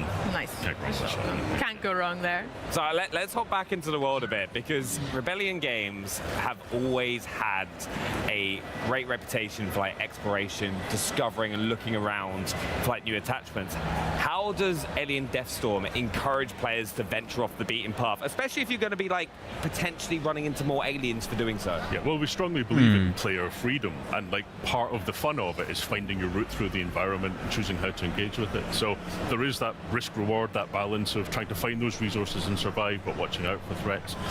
So one of the ways that we tackle that is we try and make each environment you explore have a kind of internal logic to it. So this is like a space reactor, and I don't know about you, but I've never been to a space reactor myself. But we try and make sure it's got a kind of, clear signposting, clear exploration, so that you can either explore everywhere for resources, or you can sort of get a quick understanding of how you're supposed to explore. But we leave it completely up to the player. No, I always love like going on exploring, because it's like an Atom Force spent so long trying to search for Morris's hairline, which is just, my character was made bald as bald can be. I don't know, it's pretty accurate. Sorry, that was harsh. I mean, we've got aliens, we've got nice alien guts to look forward to as well, but what other challenges, like that one, can our players look forward to? That was class. Yeah, all the best games have got a white visor, but right. So you saw that there, but also if you're out in the storm getting pelted by the elements, you might have to wipe to be able to see what you're doing as well, which can lead to some really tense, exciting gunfights where you're trying to juggle visibility while What do shooting you think of aliens Captain and trying to America: The survive. First Avenger? So it's Yeah, also it's a that great kind of movie. immersive, Honestly, gritty, I like the make you feel Winter like you're Soldier really in the movie suit. better. Yeah. And I'm like a huge Captain America fan, but like for some reason that first movie just especially for me, it feels like it didn't hit as good for me. But I do love it. I do love it, but in video games, I wish it were better. I don't know. Putting together a cool trailer as well. But that's why I like Winter Soldier like so much. Now, we've said this a few times as well, like, as we're getting into these fights and the weapons that we're using, what else helps make each encounter unique that you're running into? Because you've said a few times that you never know what's going to happen. Yeah, so behind the scenes, as well as the player kind of making a load of noise and exploring, we can fine-tune to encourage encounters in certain situations, to kind of build set pieces a little bit. There's a balance between dynamic and making sure that you'll have those high points. But we absolutely don't know with each time what encounter you're going to hit. All of the spaces are designed so that no matter what kind of encounter you get in them, it's going to be an interesting fight. And as you blend different kinds of aliens at once, your strategy has to become much more complicated. I bet that must be quite a challenge when there are a variety of them around like this, swapping weapons or tactics, etc. Yeah, so a lot of the fun in the game comes from splitting the player's attention between trying to solve the puzzle of the environment. And Oh, then wipe deal the with, visor. So you do have to unpredictable do aliens that. coming It's from up every on the direction. D-pad. So kind of like To a little bit as Metro. well, like, It's a good element for horror games. Because we just did a stim there as well. Yeah, so in this trailer here, you'll see You get a stims couple and grenades stims. as a couple of additional pieces of equipment you've got. There are more to come in the full game. You can also throw flares Those to little light up the spider environment. head crab looking things. Nice. And like, kind of, what are kind of the right now, as we're kind of making our way through the level, what else should players be looking out for? Well, at this exact point in time, looking out for the alien that's jumping at the head. Okay, we've made it to the reactor as well, is that right? Very cool. So you never quite know when the fight's going to cool down, or if it's going to bloom back up and you're going to have to encounter more aliens, so you've really got to keep your wits about you. And in this space here, you can see that the tracker has, the scanner is noisy. Yeah. So because It gives you your noise levels. Yeah. messing with your equipment, so you lose a little bit of health. So you're going to be unaware, like, exactly where aliens are going to be coming from. Also, with these big fights kicking off, what are some of the most effective tactics that players could kind of use to get those situations? Because you obviously want to kind of thin the horde down at times, so you can then go back to exploring the area. Yeah. So a lot of the time, like this encounter here, you can see that there's a fight has kicked off in this space, but the player can still do a runner if they choose to. So you've always got the opportunity to reposition and choose a best place to defend yourself.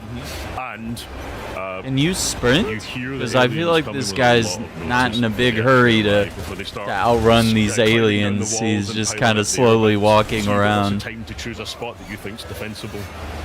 Doesn't always work. That's very smart. Oh. Wow. That looked pretty busy there. Lots of enemies swarming us at once. You mentioned some tactics, but I don't know if I would maybe be up to it on my own. Would it be okay to ask Benny to give me a hand finishing those aliens off? Or sorry, hang on. I didn't mean to do that. If you play through with another player, you'll the America's ass joke. Yeah, that's a good joke from. Attracting all the aliens, and then I'd be having to clean up. Yeah, it won't let me enable it. That's crazy. Yeah, that was a funny joke from the movies. Yeah, they did good.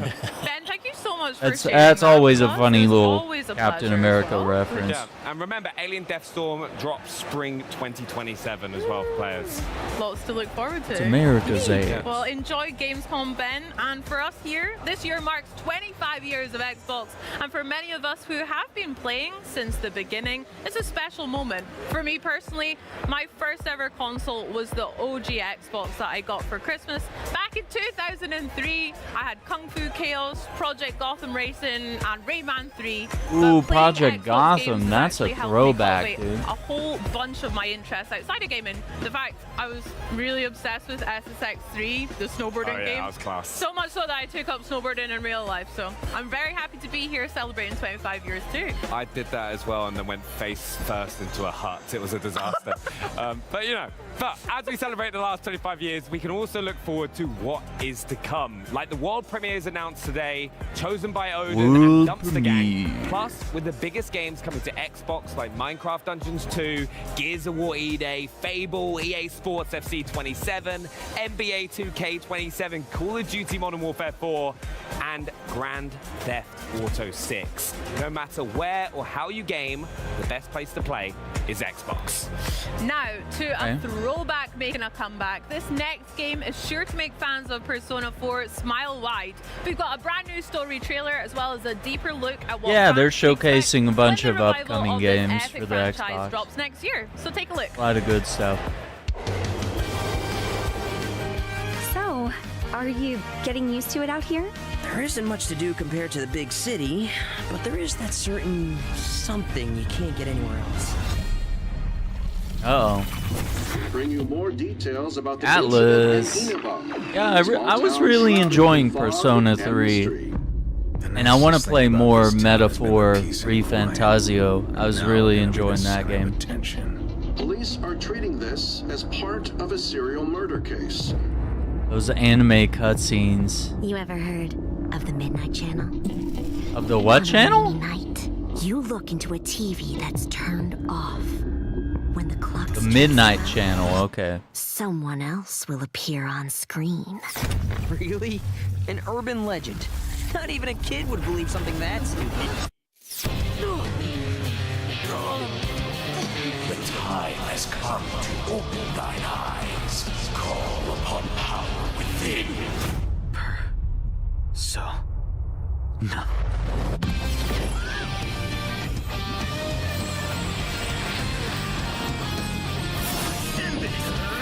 Here, go.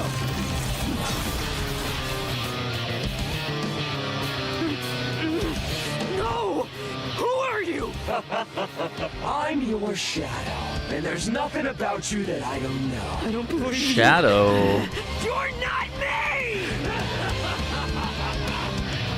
That's crazy. Like that world in the TV has to be related to Senpai and Yamano's deaths? Yeah, I like to keep those captions on so we don't miss text here. Always like to read along with the subtitles. On the TV died?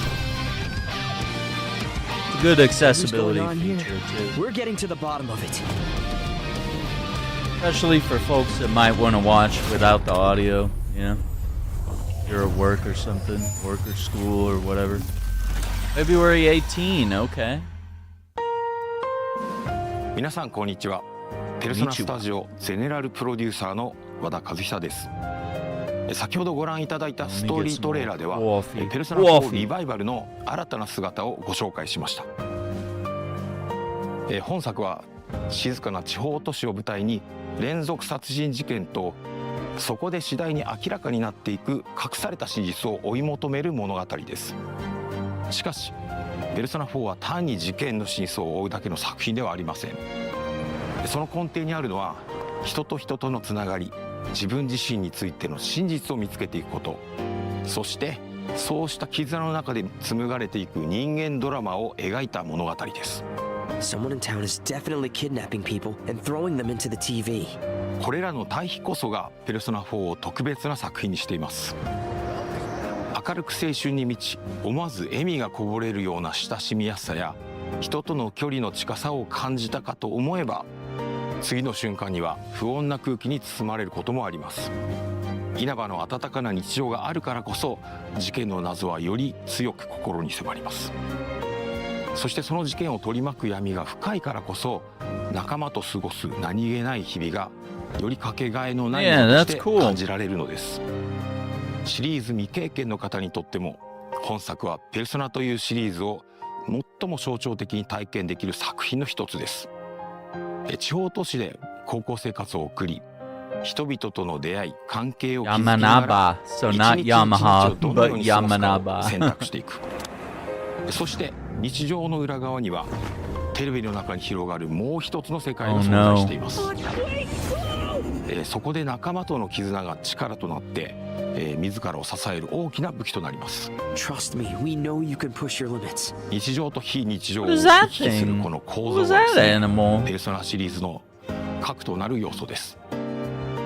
そしてペルソナ4ではその体験がさらに深い謎と結びついています。It's the picture we took the other day with all the other part-timers.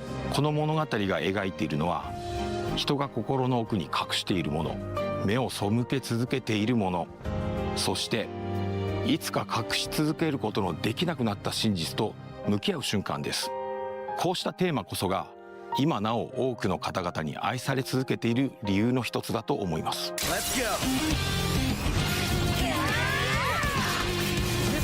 ペルソナ4リバイバルの開発を始めるにあたって私たちが最も大切にしたことの一つはオリジナル版で多くの方が感じてくれたあの空気感を守ることでした。静かな田舎町稲葉の佇まい、仲間たちとの何気ない会話が紡ぐ穏やかな日常、そして少しずつ真相へ迫っていくミステリーらしい緊張感、そうした要素こそがペルソナ4の核となるものです。だからこそ私たちはその魅力の本質を大切に受け継ぎながら現代の技術や表現によって当時感じていただいた体験をもう一度味わっていただけるよう一つ一つ丁寧に再構築しました。同時に本作は単なるリマスターではなく完全なリメイク作品です。リマスターがオリジナルの魅力をそのまま現代に届けるものだとすれば、リメイクはその魅力を受け継ぎながら現代のプレイヤーにふさわしい体験として新たに蘇らせるものと言えるでしょう。私たちが目指したのはペルソナ4ならではの魅力を大切に守りながら現代のペルソナシリーズが持つ表現力や遊びやすさによって本作を新たに蘇らせることでした。そのため、ゲームプレイそのものも現代のプレイヤーに合わせて進化させています。ユーザーインターフェースの改善やバトルテンポの最適化、ダンジョン探索の快適性向上などゲーム全体をよりスムーズで遊びやすいものへと磨き上げました。初めて稲葉を訪れる人にも久しぶりにこの街へ帰ってくる人にも自然とこの世界に引き込まれるような体験をお届けしたいと考えています。またキャラクター表現にも徹底的にこだわりました。ペルソナ4においてドラマチックなシーンだけでなく仲間たちと過ごす何気ない日常も非常に重要な要素。仲間同士の他愛ない会話、少し気まずさを感じるやり取り、そして突然訪れる緊張や恐怖、そうしたさまざまな感情の移り変わりをより自然により身近に感じていただけるよう一つ一つ丁寧に表現しています。 Are you sure about this? I don't know. All we can do is trust our instincts at this point. さらにカメラワークや演出にも細かな調整を加え、何気ない日常のワンシーンであっても登場人物たちの感情がより豊かに伝わるように磨き上げました。ペルソナ4ならではの温かな人間 I don't think I can rewatch all of the Marvel Cinematic Universe in time. But I do know I want to see Avengers Endgame. It's returning to theaters with new footage. They'll lead us up to Doomsday, so we'll do that. I'm all caught up, you know.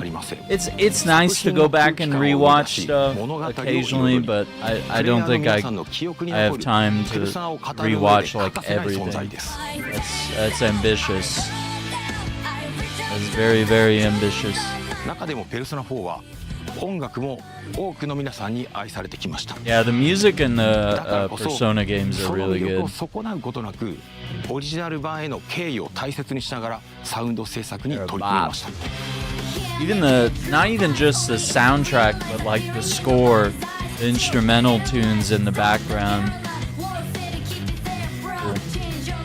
原作楽曲の魅力を受け継ぎながらボーカル曲やバトル曲をはじめ全楽曲を現代の表現に合わせて丁寧にリファインしています。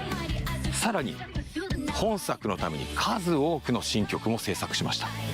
懐かしさと新しさ、そのどちらも感じていただけるサウンドをお楽しみいただければと思います。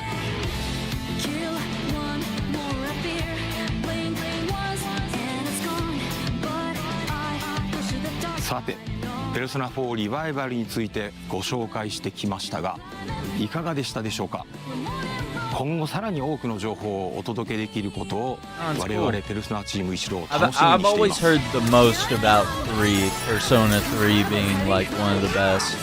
So I'm glad we got to try a little bit of it. 本作がペルソナシリーズを初めて遊ぶ方には日常と非日常が交錯するペルソナならではの魅力を余すことなく体験していただけると思っています。そしてすでに稲葉をよく知っている皆さんにも知り尽くしていると思ってたこの街にですね、まだまだ新たな発見や驚きが待っていることを感じていただけるはずです。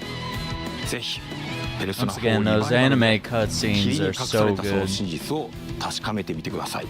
Who's on air?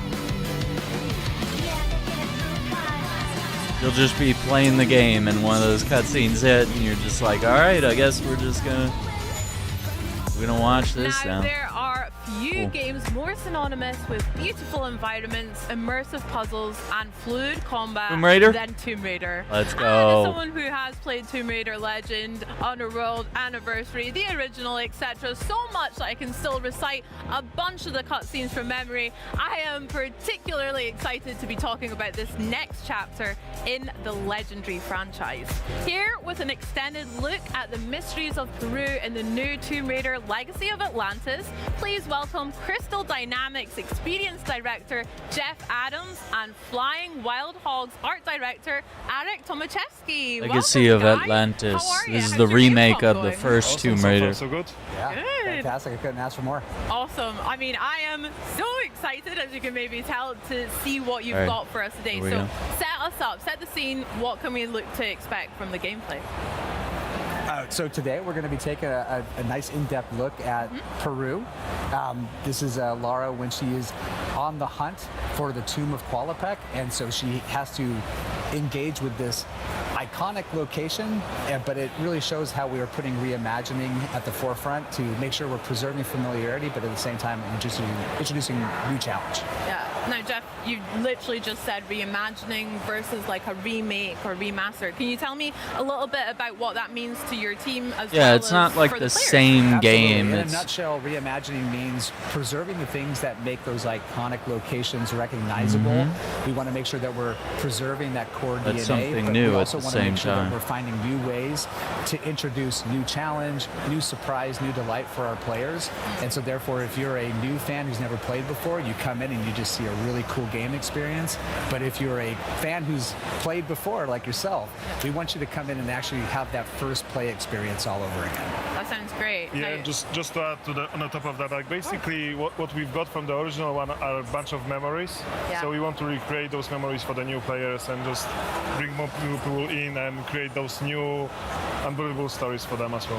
That sounds so good. Can we dig like a tiny bit deeper into your answers as well? Sure. How important, or maybe even how challenging was it to strike that balance between nostalgia as well as new exciting experiences for new players? It's a delicate balance, and I like to say it's a combination of an exciting opportunity to get a chance to get under the hood and really kind of see what we can do, but it's also an incredible responsibility because we know that there are people that have so many strong memories. Like Lara's become so part of people's personas in a lot of ways that we want to make sure that we're really making sure that those fans are seen, but at the same time we're also giving them a chance to actually experience something new with the character. And so we take it very seriously, and everything we change or everything we modify, we do because we feel like it's basically what the original developers of the game probably were getting at, but they were just constrained by the tools of their time. That's beautiful. Have you found the same experience, Eric, as well? The design looks incredible. Yeah, I mean, what we wanted to do, for example, with art, we wanted to bring back the same color palette. So, like when you squeeze your eyes, you can see the the original game, and just bring this subconscious idea throughout the game. But also, we want to keep the key elements from the original one. So we're trying to be, like Jeff said, being super respectful to the OG, but then bring our own flavor to it as well. Okay. I can't wait to spin my eyes then and look at the game. That's so smart. I never thought about that before. Well, can we take a wee look and see what it's all about then? What you guys have been up to? Yeah, show us some gameplay. And here she is. Oh, such swagger she's got. Yeah, you see that familiar silhouette come into the light and you just instantly get the hairs on the back of your neck standing up. I mean, speaking about hairs on your neck, this looks absolutely incredible. Eric, talk to us about, well done, and congratulations to you, the whole team. Yeah, it's the team's work, but what we're trying to do is being authentic to the place that we are bringing people in, because basically Lara Croft is archaeologist, so the places animations look really good, the real. air so physics, we dive deep into Incan culture and architecture in Peru, and also the plants and everything. Lighting. With the idea of bringing back the original feeling. So we've done what we could with we've been authentic to the Peruvian culture, but also we bring, it's a game, so we want to field notes, so she's able to scan things in. Really, interesting. So we might get more lore on like learning. We are dealing with an icon. Learning about the environment, the languages, the glyphs, things that we're discovering. In a modern gaming sense, like we have a more ability. Also notice that plant back there, we were able to interact with it. Back and we look at it for what it is and how we try to make the gameplay feel. See that? Yeah, that plant on the right side, it had a symbol. Slightly out of place. Like, why does this and you exist? got the grapple that we can use for puzzles. And curiosity combined with exploration like that is like what Tomb Raider is at a core. The counterweights bring us up. We get it on screen and we hopefully make people happy with it. Yeah, but also when you look at the cock puzzle, we wanted to make a sense why it's there. So we created a whole narration around it. Like we created this culture that has the ceremony of bringing the cocks together to open the gate to Tomb of Qualopec. So it was really fun to just. Oh, that's cool. She stumbled and then did the dive animation. And how it worked. I love that. Like here's a perfect example of curiosity on display. Like Lara gets a beautiful pencil dive into the water after dislodging the roots. Yeah. All right, by the way. Oh, thank you. That was a smooth animation. She's like, wait a minute, I see something out of the corner of my eye. The player drives in and they come into this new space. You may have never missed this unless you took, or you may have never seen it if you had not taken a chance to actually just look around for a beat. I mean, speaking about looking around, is there maybe particular details that you guys are really proud of or that you want players to really notice in the environment of the game? From an environmental perspective, for me, was the most important. I want people to immerse in a game, and I don't want to break this immersion, so I wanted to build everything with the logic. So everything, all the mechanisms, all the puzzles, they need to be there for a reason, and me and our team, we really work really hard to make sure that every single puzzle, every single obstacle that Lara meets, it makes sense. So climbing axe, when rather. you dive deep into the environment, into the world that we are playing, it's there because I want to build it, not because the game requires it. That's cool that the climbing axe has become part of her toolkit now. A heritage site. I mean, we're in the wild. Even as we're flashing back to older games. That we are discovering, and as a result, yeah, so we got different gadgets here, different items. storytelling. So the tricks where we iField can actually notes say, hey, have this is a culture updated that again. evolved in isolation for a while. So how do you preserve what we know about Incan culture, but at the same time give it a uniqueness to say, hey, it's unmistakably Tomb Raider, but it's that way because they just evolved in isolation for a while. Yeah. And when you play the game, you're going to find out why. Sick. And then you can have a lot of fun with the overgrown aesthetic, as well as obviously some of the dirt that Lara's picked up as she's traversing through these environments. That's sick. Yeah, I mean, that's the part Yeah, of she is getting a little making dirty. Sure that the environment feels like you are the person who discovered the first in a very, very long time, because that's what she does. And we want to The make scanner sure that that's how it feels popped as up well. again, so there's something we could scan in the environment. She looks good, but she is going to get her hands dirty. She's going to dig in. Heck yeah. She's going to go anywhere, and she's going to follow her Lots of instincts. plants that similar we to how can she's loot doing for here. some She's like, I reason. need Maybe that there's cog to get a that puzzle moving. crafting I or found like one, healing but that has system. opened up the path to somewhere else. Also, the So climbing curiosity is animations look driving her. much You're gonna be improved, along, more helping her fluid, find more that way, natural, and we get into very beautiful realistic. traversal that make sure that Lara's physical attribute, her abilities, her athleticism is on full display in these moments. She's at her peak, right? She's at her No peak. yellow paint. Love that. Now, the puzzles, like you mentioned, they are such an iconic part Once of again, Tomb Raider flowers for that me can as well. be picked. There's so many that I remember from Greece, Egypt, all of the levels. Can you go a little bit deeper about how you've evolved them for Legacy of Atlantis? Similar to when we talked about reimagining, it's about saying, hey, this puzzle as it existed, what was the original intent here? And if that intent is something that we are like, hey, that's a really strong guiding principle, how do we take that and make it the ultimate version of what it intends to be? And it looks like Sometimes we that might means have sticking a very close sprint to the button formula. as Sometimes well. it means deviating into another area, but we do so in a You way might that's be able very to move thoughtful and very faster, precise, because we never want to make which it is feel very like common. we're ignoring Yeah. the history of this adventure. Yeah, that she we're definitely reimagining. We want it to sprinted feel there. like it's the re-debut of this game. And so Yeah, so we do details get a like bit giving of her lore gear items there. that allow her I to like extract more that. lore from the world. Little more Preserving into the some of those classic archaeology abilities like aspect push and not pull, just also shooting being things fluid and and blowing dynamic. things up and solving We'll get into puzzles. combat a little You're bit later, you're but learning these are all something just about Tomb culture. Raider things at the core. Amazing. Yeah, but just going back to the scanner thing. These like, ancient you can use worlds. a scanner if you are a fan and just want to, like Jeff said, dig deep into the lore. You can scan things and find out more, but you can also use the scanner as a clue to the puzzles. It So gives the you clues scanner if you can want to, help if you you don't if want to, you're can just stumped. Play it your way. That's good. And that's us trying to be sensitive to the players, because there are those that Follow back. want to have this full breadth of systems, but we also have our hardcore players that are like, I want 2 pistols and no help. Yeah. And we're accommodating them as well. Yeah, I love that. Giving players way more choice and following their lead as well. That's so cool. It sounds like you guys have done a lot of research as well and really respected a lot of the environments that you're talking about in real life, as well as creating a more fantasy realm for Lara to explore. That sounds sick. I mean, the research is a massive part of what we've been doing, because the cultures that we've been working on recently is Incans, ancient Greece, Egypt, and we want to be respectful to those cultures and to the history that they have, and also for the players to feel like they are actually archaeologists, not just playing the game. So that's why we've done so much research. And when we decided to partner with the Hogs on this game, co-develop it together, we knew that they were also fans of the game. I think Maddie is actually one of the designers on the Matty, yeah. So we've got a designer on the team who literally used to make Tomb Raider levels for fun. Yeah. And he's No way. really well known in the community. So these are real fans That's that are making cool. the game. Wow. But at the same Hired time, some we're fans. also, we have a luxury of very talented developers who ask the right questions, who push in the right places to make sure we get really cool stuff that's fun to play on screen.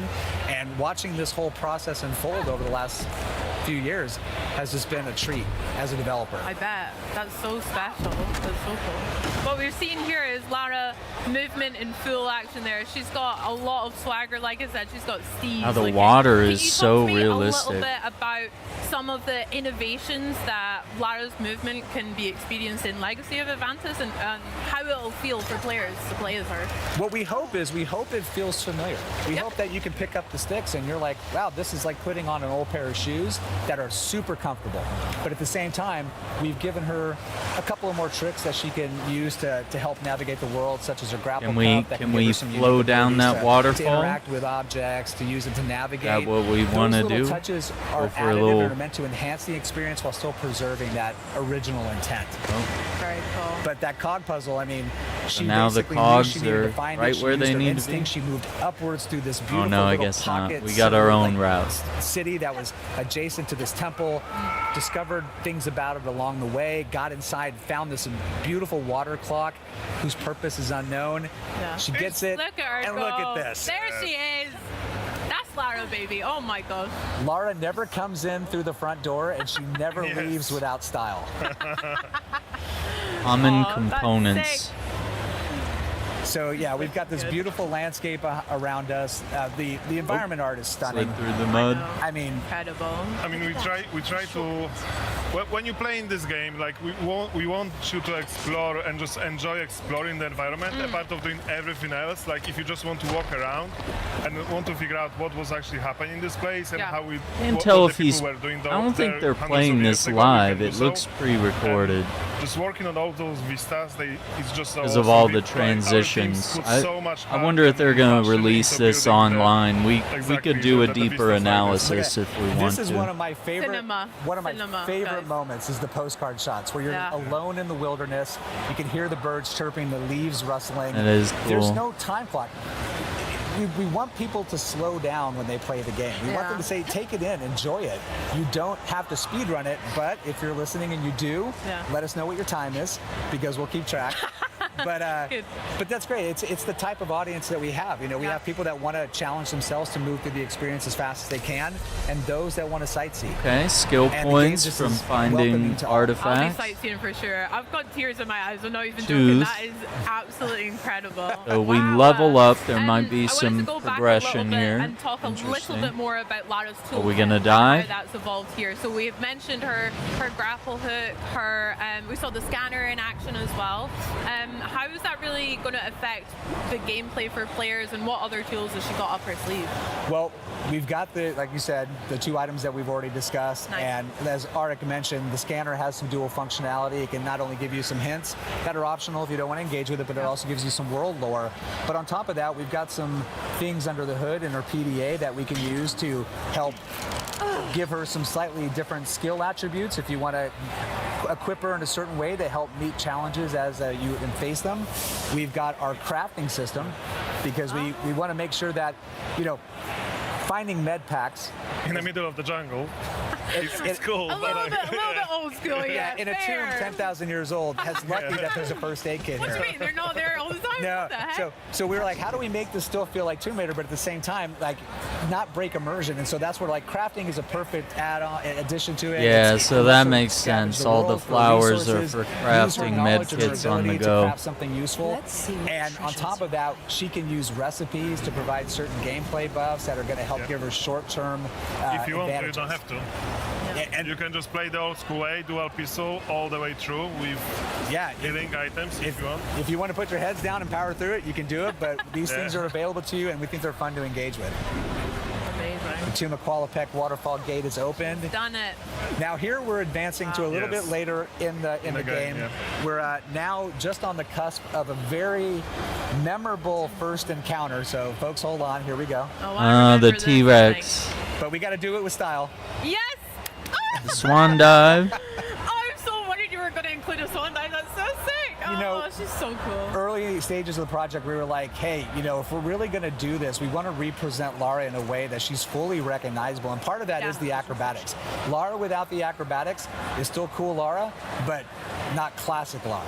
And here, they're on full display, but what I hope people appreciate is that there's more grounding, We more got the crouch believability button. to it and how she moves. She's still having fun, but It's synonymous to her, but like you mentioned, the more grounded when she was kicking the cog puzzle, that looked sick. It was so cool. Yep. But yeah. those little interactive moments add a sense of cinematic spectacle time to time, which is nice. It allows the game to still feel like a summer blockbuster. Yeah. And speaking of, hello. Here come the raptors. The raptor design looks really cool, Arik, as well. Brilliant, thank you. I love the addition of the feathers. Okay, we wanted to combat do the looks color fun. which you remember Very from the refined. but obviously Want to see how the dodges, the dodges work. So we wanted and like with everything in this game, we So want she to has add kind on of a the top quick of dodge, what's been but done you still already. have So we kept the the color, somersaults. we had our We own got silhouette raptor lore. designs, and we added the feathers, And we got make it some unique slow for the motion. Legacy of Atlantis. Nice. And their combat has been like dramatically overhauled. They're no longer just charging at you and just taking bullets. They're thinking, they're evading. You have the ability to use the health reticle when in aim down sight to be able to kind of assess where they're at so you can target your shots.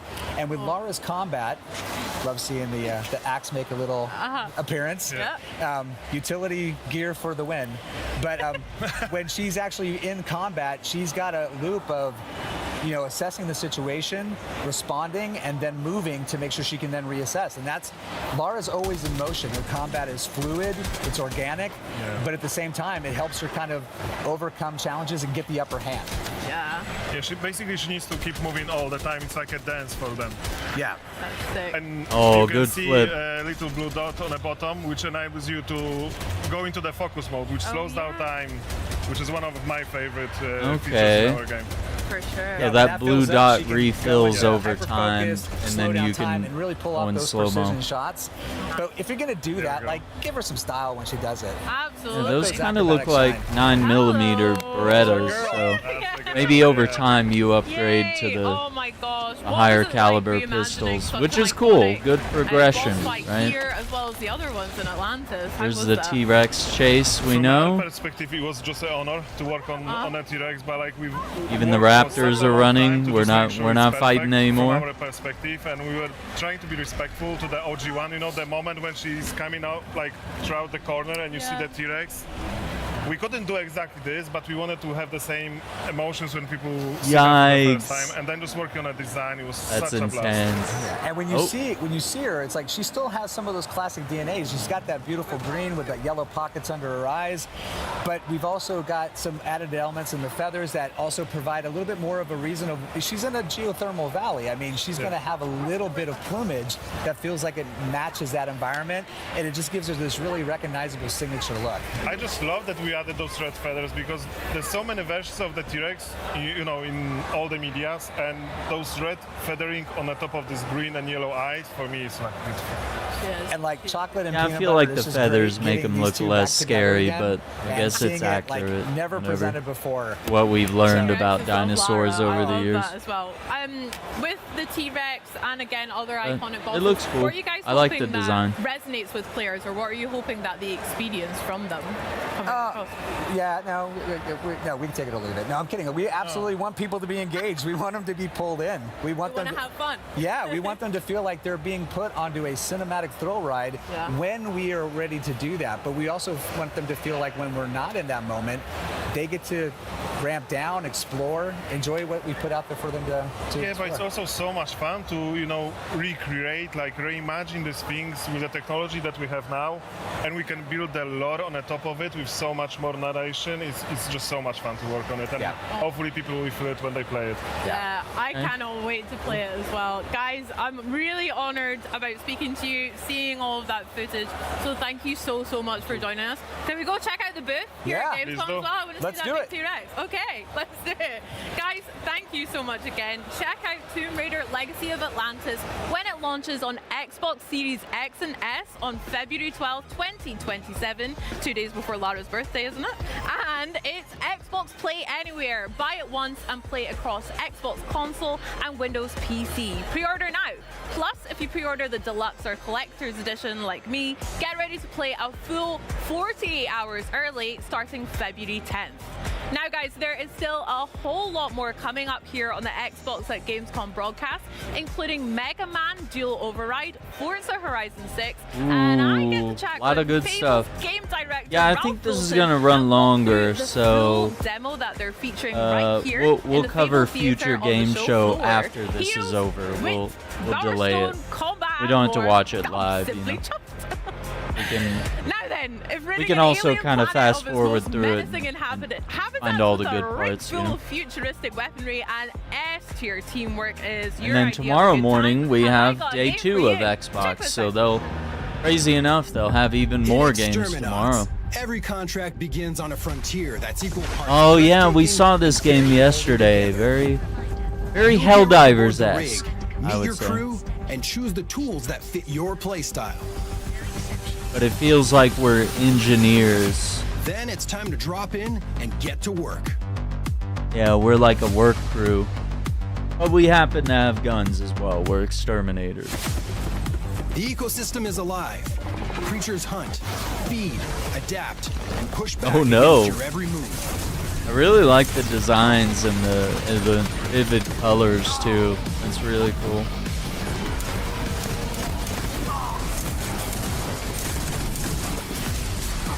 The tools you use do more than deal damage. They're built to create opportunities, Okay. reward teamwork, and let your crew shape the battlefield. Some interesting weaponry It's controlled too. chaos. And when things get heated, cool them down.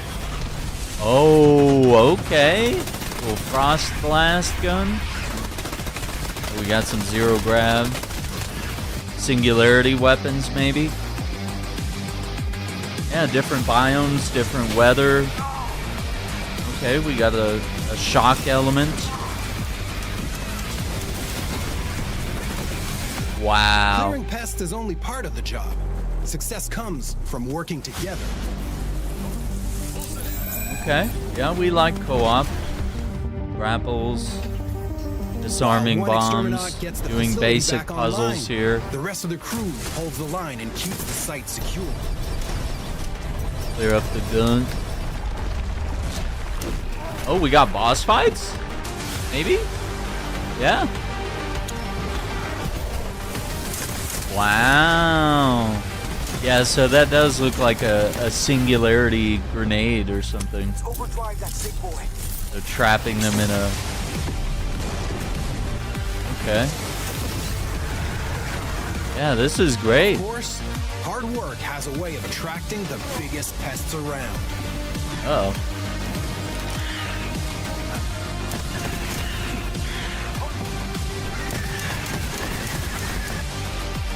And even then, the contract isn't finished until everyone makes it home.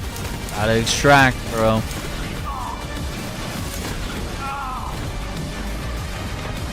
Don't die, dude. These things are scary. They may be colorful, but they're terrifying. And earn your pay. Oh, we get to fast rope in. Nice.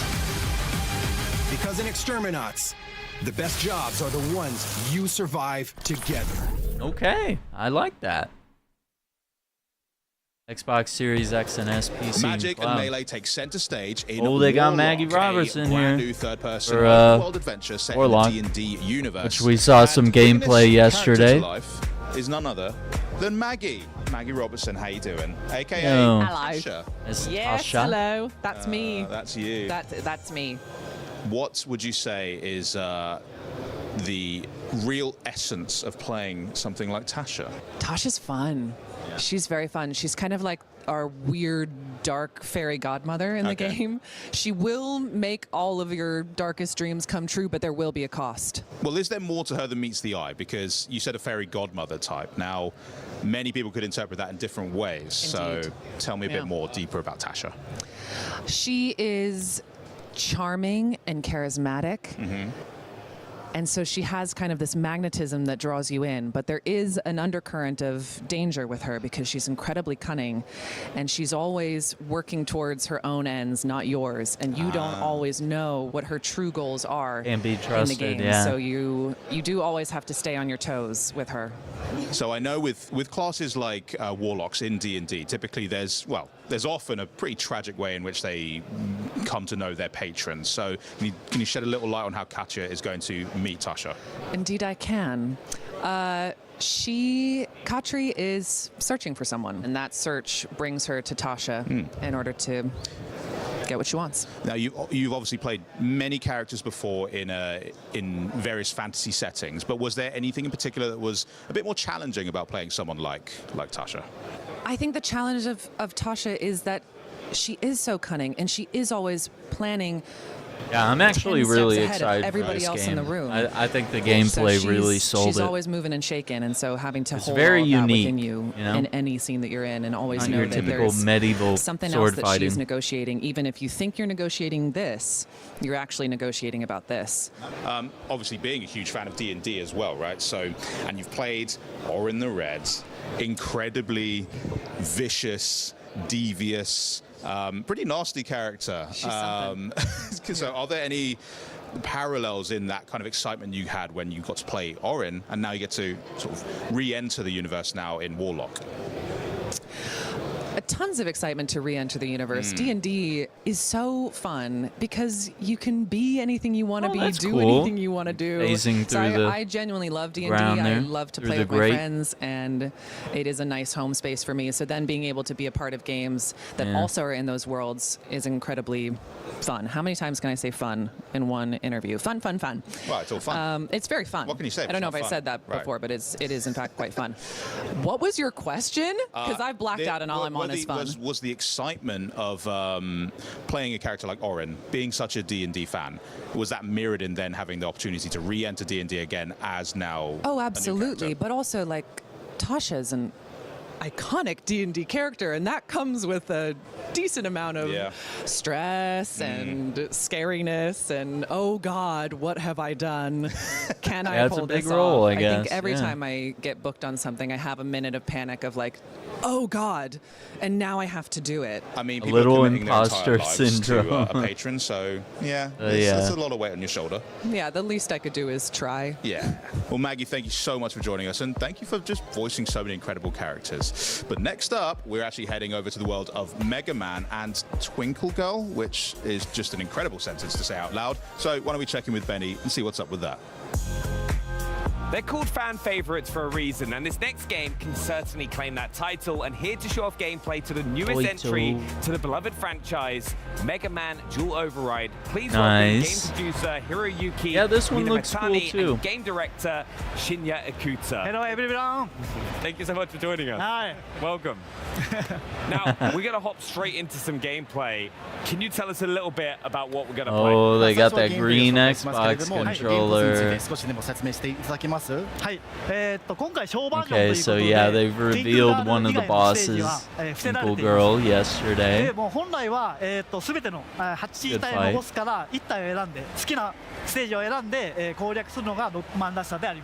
Okay, today we'll be playing from the Gamescom build that we have here, so we only have one stage available. When the full game comes out, oh, you'll he's be able doing to it choose live, 8 dude. different stages. Oh, amazing. Thank you so much, Doug. Okay. So we've got Twinkle Girl as well, which I know is some one of the new in-depth robot gameplay here. Yes, she is a new boss for this game. All right, let's get started.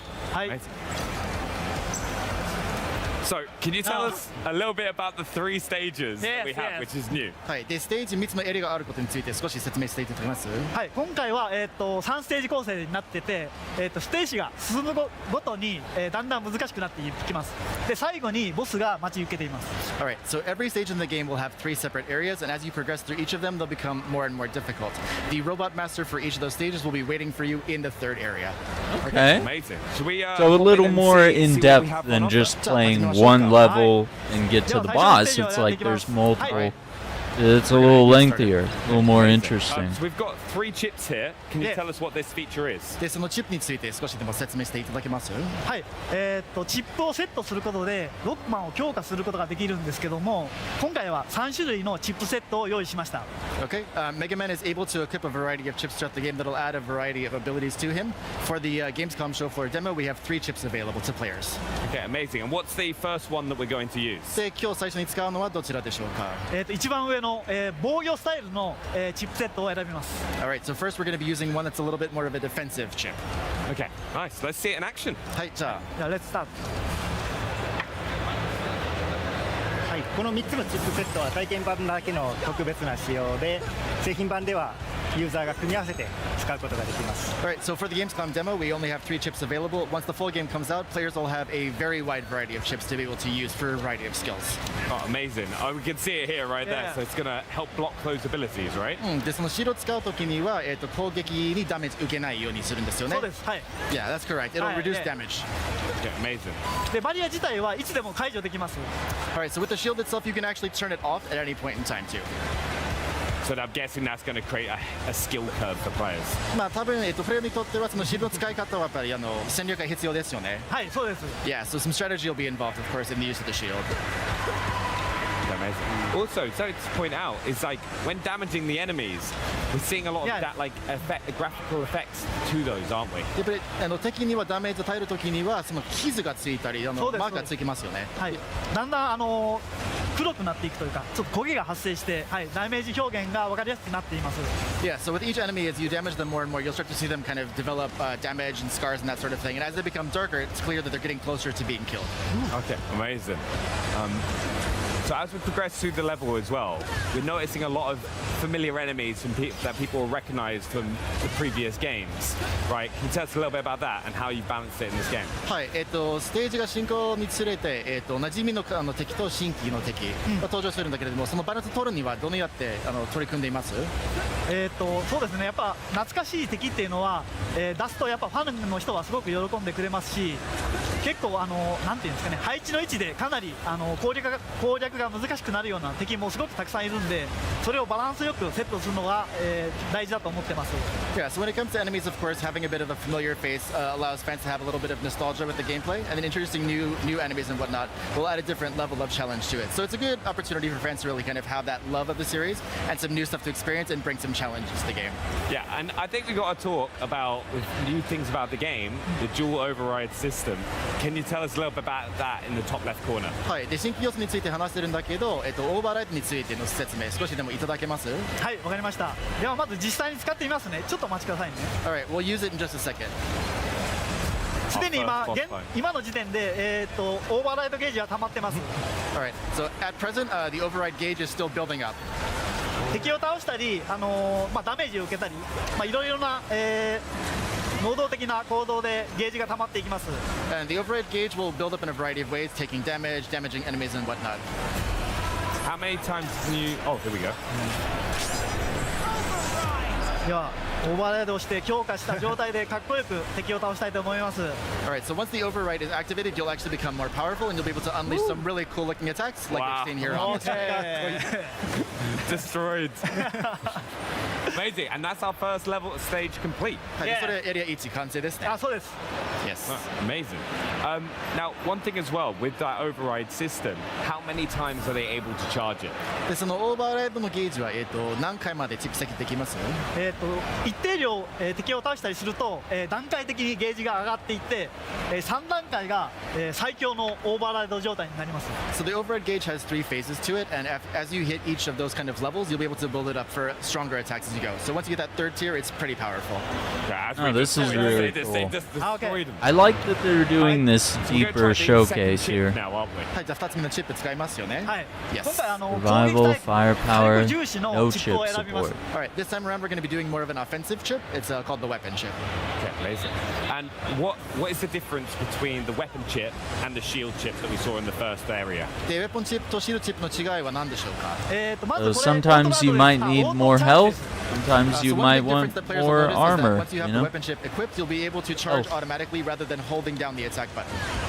通常はこうボタンを押さないとチャージできないんですけども、 auto charges 自動 the 的に weapon. チャージされるので、 So you don't have to hold ロ it, ックマンのアク hold ショ the ンに集 button. 中しやすくなります。 That's cool. Yeah, so That's when alright. you're playing normally, you'd have to hold that attack button down to be able to charge your Mega Buster, but now that it's done automatically for you, you're able to focus a little bit more on Mega Man's movements and attacks. Okay. Ah, that And, makes sense. Like, what might be the, as you just said there, what would be a reason for a player to choose this chip over the defensive chip?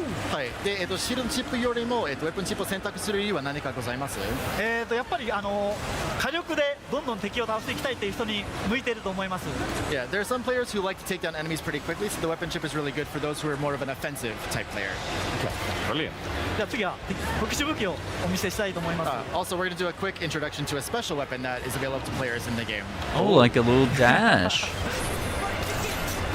試しに使うと敵を吹っ飛ば Oh, して that's 画面外 cool. に弾き飛ばすことが。 So with that special weapon, you can actually cause enemies to go flying off of their platforms and whatnot too.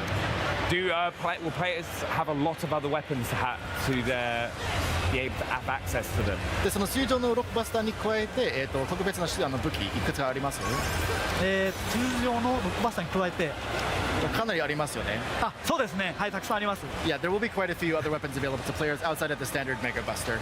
And how are players going to gain access to those weapons? でその特別の武器を取得するのに何が必要ですかね？最後の、ボスを倒すことが必須条件となります。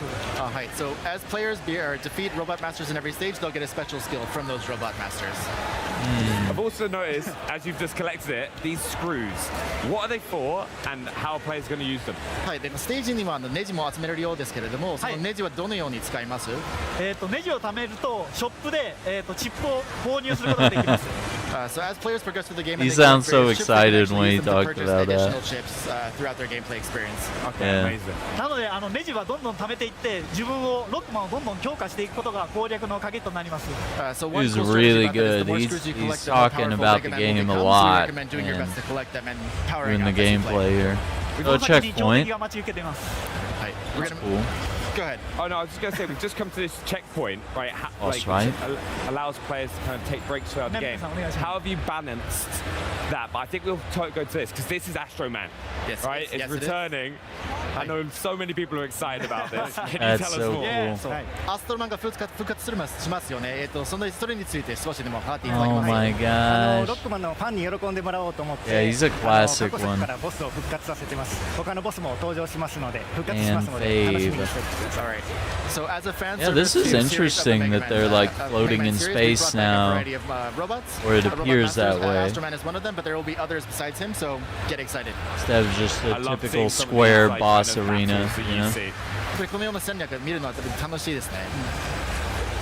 初めのボスと違って2番目のボスなのでちょっと歯応えの Die, dude. Come on, you got this. Oh my god! Yeah, so compared to the boss in the first area, Yeah, one shot, dude. The boss for the second area, so it'll be a little bit more difficult than the boss we fought earlier. So close! 惜しい That's alright. The shield chip would have come in handy there. やっぱりシールドチップ使えばよかったかも。Oh そうですけど no. も、僕はもう火力重視でいきま That's す。 so Alright, we're funny. gonna do our best here. Well, I believe.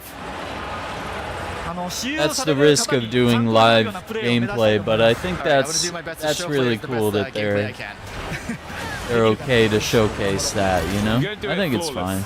まあ今回ダメージ受けずに Makes it feel more authentic. It's one of the things that is Yeah, you hard gotta watch to out for and those play little- these boss fights at the same time as well. やっぱりプレイしながら話すの難しいですよね。 That's a lot of もうちょっと focus. 無口になっちゃいますね。本当はもっと上手いんですけど喋りながらプレイするとやっぱりダメージ食らってしまいますね。 Oh, he slid Truth be too told, the early. director is a lot better than what you're seeing right here, but it is again tricky for him to play and talk at the same time. Oh, OK。activating that override. さあオーバーライド発動ですね。これで Oh no, dude, don't die. まだ死なないです。 Oh, big damage. No, he's so close, dude. ちょっとユーザーの楽しみをなく Oh, な he る had ので like a 次のステージ quarter に行きたい left. と思います Alright, so for the sake of the fans, let's move on to the third area and show that a little bit too. Okay, yeah, let's do it. Let's go because the third area is where That's we're going so to see funny. the new robot master, Twinkle Girl. そうそう3つ目のエリアで、やっぱりロボットマスの紹介も入りますよね。じゃあ最後のステージとなります。はい。 Yeah, this will be the last area of the Twinkle Girl stage. じゃあこのステージのボスを紹介します。 Alright, Yeah, just give a so- quick overview about her as we're playing through. でチップは一番下のチップを使うんですけども、 No こ chip れは、 support. 何も強化チップをつけてない状態のロックマンとなります。 And for this area, we're Custom going to be chip using the allows first you chip in to this call option here, Rush. which is to call in Rush, but it won't add any sort of power-ups to Mega Man's abilities. Okay. どうぞ。難易度高いけど大丈夫ですか？大丈夫です。もう Yeah, so we saw them call in Rush, and you could like We'll do jump our on best him this and one too. spring off Yeah, of him be Twinkle Girl. for like a 軽い big 縛り jump. プレイですけどねこれね。はい、頑張 That's りま kind す。 of cool. Alright, let's do it. Yeah, the backgrounds look really good. Kind of a 2.5D experience. I think this is good. This is a good like でなんか過去作に比べて modern way to デュアル portray の Mega ステージ Man. の進行は大切にしてるようですけれども、その進行は Yeah. なんで大切にしてるんですか？ I really like Mega Man Legends, and I would love another like 3D Mega Man like that, but I think this is the more nostalgic and traditional way of sharing the, oh my god, those stupid little things Mega Man experience with everyone. To have a sense of progression and success and achievement. Yeah, little checkpoints here and there. Each area becomes more and more difficult, and so by clearing each one, there's a sense of accomplishment by able to complete it. How do you balance the challenge that players are going to face and then having those conveniences like checkpoints? There you go, a little spot up there on the left. You could go to maybe a secret area, get some extra items. 敵の単純に強さを上下させるだけじゃなくて、ステージ構成や敵の配置を調整しながらテストプレイ通じて。Okay, I need to sneak in a little breakfast here, so we'll be in the chat, and I'll pop back in to examine some gameplay as we go. But again, it really gives players an ability to practice and kind of level up as they're playing through. I love seeing how much more difficult this stage is as well compared to the other two. Yeah, it is pretty tough, isn't it? やっぱロックマンは歯応えがすごく大事だと思っているので、はい、難しめに調整してます。Yeah, of course, the Mega Man series itself is known for its challenge. We want to make sure we kept that for the classic fans. Do you have any tips for players picking it up for the first time? ロックマンシリーズを初めて遊ぶユーザーにとって何かアドバイスあります？ロックマンは特殊武器を使うと、強い攻撃が与えることができるので、このボスも特殊武器が効くようになってますので。So yeah, Mega Man again will have access to a variety of special weapons. Using those special weapons against Robot Masters will actually have some pretty extra effects on them. So we recommend picking those up and using those as well. This fight looks so hard against Twinkle Girl. やっぱり Twinkle Girl 戦は難しく見えるんですけど。めちゃくちゃ難しいんで、僕はもう喋れませんね。It is pretty tough. So Ikuto-san's gonna stop talking because it is pretty tough.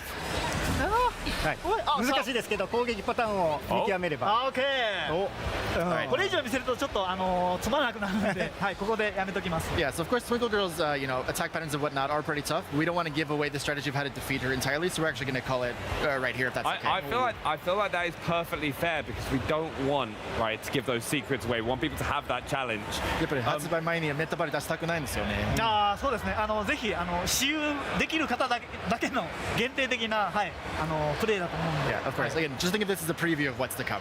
Now we've seen some great features. We've seen the new override abilities, the new chipsets. What else should fans be excited to see? 今日いろんな新要素を紹介してもらってますけれども、それに加えて一応注目したいこと何かあります？そうですね。8体のボスまだお見せしてませんけども、非常に魅力的なキャラクターをたくさん用意しているのと、そのうちの1体はユーザーから募集をして選抜されたすごくデザインがかっこいいボスが登場しますので、それを楽しみにしてほしいです。Alright, so within the game itself there are 8 robot masters across the 8 stages that players will have access to. We're only revealed one so far, but one of those robot masters is actually going to be designed by a fan. We held a design contest, and so that winning entry will be part of the game as a final boss. That is amazing to see. It's like you've already got such dedicated fans to the franchise, and they're going to be absolutely buzzing to see that. やっぱりファンの皆さんは情熱的なんですけれども、そうファンが作ったデザインをゲームに入れてやっぱり興奮感がやっぱり強くなりますよね。オープン感ですか？興奮感。興奮。はい。いや特にデザインした人はすごく興奮すると思います。Yeah, especially the person who created that winning design, they're going to be super duper excited to see it in the game. もしかするとね、スタッフロールに名前が載るかもしれませんもんね。そうですね。スタッフロールには名前が出ますから、ボスも特徴的なステージに出ますので、楽しみに発表を待っていただければと思っています。Yeah. So it's not just that Robot Master design, but the whole stage for that Robot Master will also be themed around that design itself. So it's going to be a really kind of special experience. The staff's really excited to reveal it as well. No, I'm excited to see it as well. It's a bit like how we've seen the Twinkle Girl stage today and how that's all designed. But I'd just like to say a massive thank you for both of you, all three of you, for coming and showing us some gameplay here on the Xbox booth at Gamescom. Thank you so much for joining us. 今日のご紹介誠にありがとうございます。ありがとうございました。Thank you so much. But coming up, straight from the Xbox booth, we're getting nostalgic and celebrating 25 years and showing off some sweet new wheels coming to Forza Horizon 6. But first, a special update on first-person horror platformer coming to Xbox very soon. Come on down today. Your Jurassic journey awaits. Hello? Anyone here? Sorry, kid, what was your name? Jordan. I'm Stella. I need you to find Dalton. Oh no, this isn't good. You see, we've come across this material with some sort of organic properties. I should have stopped long time ago. This is my first documented sighting of this creature. Something took him. It took everyone. There's not a soul here.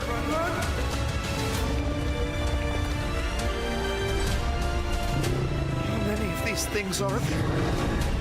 There are other areas that can get you back to the surface, but you gotta go deeper. I suppose the only way out is through.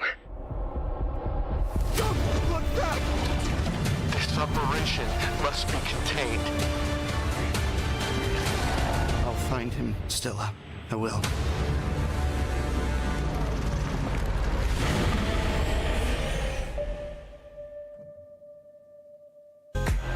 It's a partnership made in gaming heaven. IKEA helps create spaces for real life. Xbox is where the world plays. Put them together and you've got a collection that makes it easier to bring play into the living room. Plus, with a name like Ixtabi, it promises to be an unforgettable collaboration. Joining me with more on this new IKEA gaming collection, please welcome back to the show Carl Ledbetter, Head of Design for Xbox Devices, and Product Developer Philip DeLay from IKEA. Hi guys, welcome. Hey. How are you? Hey. Good to be back. Good to be back. It's great to see you. Yeah. Now, let's talk Ixtabi. Tell me a little bit more about this furniture collection.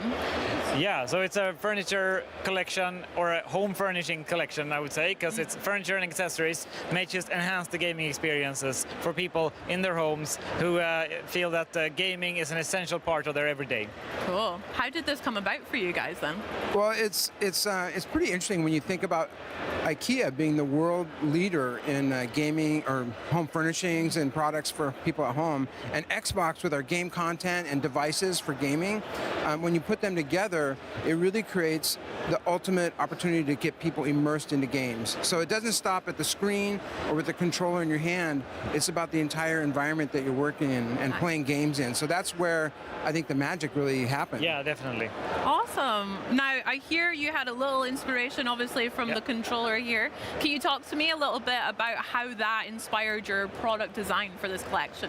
Yeah, Carl? Sure, yeah. Well, the controller is very iconic to Xbox. Of course. That's where you interact with the games. And so we took some of the detailing from the controller, like the thumbstick stool, the D-pad cushion, and the D-pad platter. And those are kind of more specific examples, but yeah, it's inspiring. Game content really comes alive through the product, so that's what we looked at. Yeah, and we were inspired by like elements of the controller, but also like how people use it. You know, how people store it, how they charge it, and just making sure that we use some of our IKEA smarts to help you organize all the gear you have around the game. Yeah. So, one of the fun things about this project was IKEA and Xbox both share the same philosophy of making products that solve real problems, that are expressed in a way that anybody can enjoy them at home.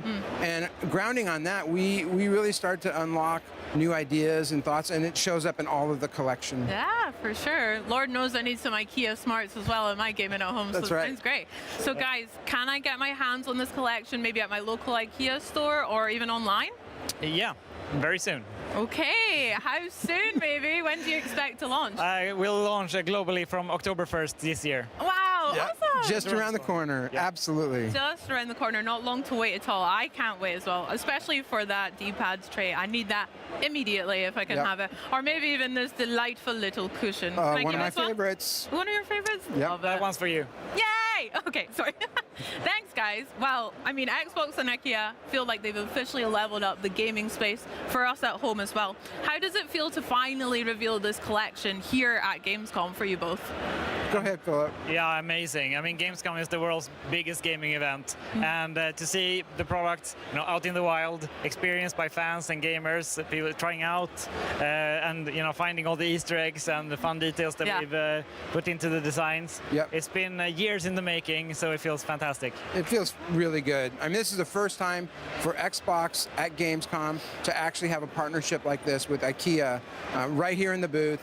And like Philip said, if you look close enough, you'll see some Easter eggs. You'll find them here and there, and they're on all the products. Okay, well, I'm going to go scour them just now That's as right. well. Guys, thank you so much for joining me. Enjoy the rest of your Gamescom and this lovely little setup we've got here. Shall we play some games? I think we should do it. Okay. Yeah. Well, let's do it. You guys, though, buckle up. It's over to Charlie and Henry with the latest from Forza Horizon 6. Let's kick things into overdrive with some new Forza racing, shall we, Hannes? Oh, go on then. And here with a look at the newest game mode and some truly exciting partnerships, please welcome senior game designer Will Hume and lead game designer David Orton. Hey, great to see you. How you Hi, doing? guys. Doing very well. How are you both? This is so fun. This is so fun. Looking at all these incredible games at the Xbox booth, absolutely loving it. It's not bad, is it? Talking of not bad games, though, Forza Horizon 6 absolutely crushed it when it came out recently. How's the reaction been? How are you guys feeling? We're feeling great. Yeah, it's been awesome. Yeah. Yeah, I mean, launch has been incredible. Game's gone down really well. We've been releasing a bunch of new content, right? Had new race events, new cars, and now we're introducing a new feature. Yeah. Yeah, There you nice. go. I mean, Charlie and I have been in constant competition to see who can fully complete all the achievements. Where are you at, by the way? I have 2 left. I've got 1 left, There we baby. go. There we go. There we go. I know what I'm doing on the flight home. Thank you. Neck and neck. It's neck and neck. But you mentioned a new feature. Let's do it. So Let's why don't you talk tell us about all it. about it? What are you brought for us? So we've been blown away by the launch of Forza Horizon 6. We've welcomed millions of players to Horizon Japan. We've added new cars, new rewards, new events. And today we're really excited to give you a first look at a brand new game mode, which is Drift Attack. So this will be free to all players. And I'm accompanied by Will. He'll be driving. Our beautiful assistant today. There is no way that I can drift and drive at the same time and talk. So it's worth saying this is all live, so no pressure, Will. No pressure, at all. So we're going to be really nice and polite to you, whatever happens. we're trying very well. Yeah. So here we are. We're at the sort of Japan circuit. Yep. We've kind of upgraded it a bit, put some aftermarket cars in there. You can see people driving. It's worth saying this is all live. Wow, So okay. the people at the Gamescom booth, that's the people we're seeing Here here. they So come. we go, shout out to It's 240 real. Gamescom 1. You made the stream. You made the stream. There you go, the dev kit. So to start a drift attack, all we need to do is drive through the gantry and away we go.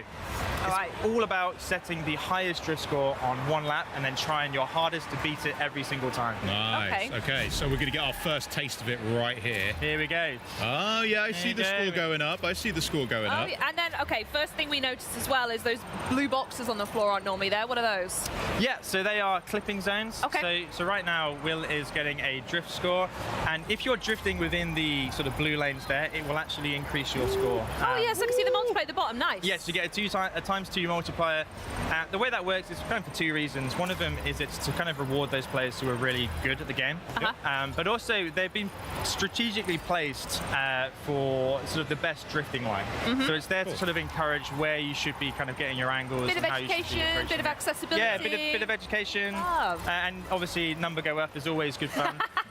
It is. It's always good fun. So right now, Will has locked in the score. What have you got? You got 158,000. Okay. Very is that respectable. Is it respectable? I say it's modest. Modest. It's modest. Are you going to take that? We can do better. I think we can do better. Okay, let's get another run real quick. Yeah. And I saw as well there was some little pop-ups on the side, on the right. They look like collection journal entries. Ah, yes. So we have actually expanded the campaign with Drift Attack as well, and we'll show that in a bit with our collection that sounds journal. good. Absolutely. I'm excited. And a key thing about this is it's all in the shared world. So you're not loading out, you're not instancing out into another space. Yeah. We wanted to make it as frictionless as possible. So all you need to do is drive through the gantry and away you go. And right now, Will is sort of taking the score against himself. If you wanted to, you could actually join a convoy of people and you'd be put on a leaderboard with them as well. Beautiful. And it's how we kind of wanted that competition to be more opt-in. So you can rock up and you can just drift for as long as you like. A scotch better. A scotch. I did see the leaderboards on the side as well. Yes, the in-world leaderboards. Yeah, so this is all very similar to Time Attack, really. So the in-world leaderboards you see, we'll go drive to them now. How are Gamescom doing? How are Gamescom doing? Well, okay. So Will. I've got quite a way to go. Oh, to get darling. there to 29,000. whoever was 2 Forza Gamecom 6, Yeah. whoever that was, they got the best score. So this Doing is actually really well. live, and these leaderboards, they reset each week as well. Nice. So this looks across the entire community as well. So you could be driving past a drift attack circuit and you see your friends on the leaderboard and they've swapped your score. And you wanna- It's like Yeah, a you great wanna- way. Yeah, exactly. Yeah. And then away you go. You start And as you drifting. said, it's a permanent mode, so you can constantly keep your eye on it, right? Come back to it, have another go. Exactly. Yeah. Yeah, So beautiful. With that, this is a game mode you can play today, and in the future you don't get left behind. This is all ready for players from the moment it goes live. And with that, we've got some permanent rewards. So let's look at those. Yeah, let's do it. This is the collection journal that you mentioned, right, Ham? Yeah, Yeah, I mean, beautiful. one other thing I did see that was quite cool was similar to Time Attack, you've got kind of splits. Yeah. Okay, yeah. So you know which segments you're kind of improving What you need to work on. too. Yeah. That's Absolutely. nice. Yeah. I like that. You kind of see if you're Here doing we better. go. or Here we worse. go. Go on, Will. Yeah. There we go. Yeah. It's working. He's There we beginning go. to believe. Can I just say, by the way, the collection journals, I've not had a chance to speak to you since. I love them. I'm Great. hooked. I'm a tick box list kind of gal. I love that. And knowing what to go in and having some sort of direction is so helpful. Yeah. So you mentioned that Drift Attack has its own element within the journal, right? It does. Let's take a look. So Drift Attack's permanent new mode, as we've said. So we've integrated it into the collection journal on the Horizon Festival campaign. So once you get your yellow wristband, you'll have unlocked it at the Shimano circuit, and you can take part. So it's got a whole new category for Drift Attack. Beautiful. With its own collection items. Similar to Time Attack, you'll get them for completing laps, but instead of PI classes, we've kind of focused on different car buckets that make sense for drift. So you've got drift cars, sports cars, retro super saloons. I all think that sort of adds stuff. an element of like thinking about it. Because you can make an S1 or whatever and find someone else's tune and then go and do it and then, Exactly. hey, well done, you're Yeah, great. But exactly. actually applying to a specific car type, that's the challenge. I really like that. That's the hope. Yeah, It encourages people to try different cars as well they might not have tried. Amazing. But it comes with that as well. Obviously, we have brand new rewards for this category. So we've got a Drift Attack race helmet and suit, which is super cool. People want more of that sort of stuff, so you'll be able to apply that to your character.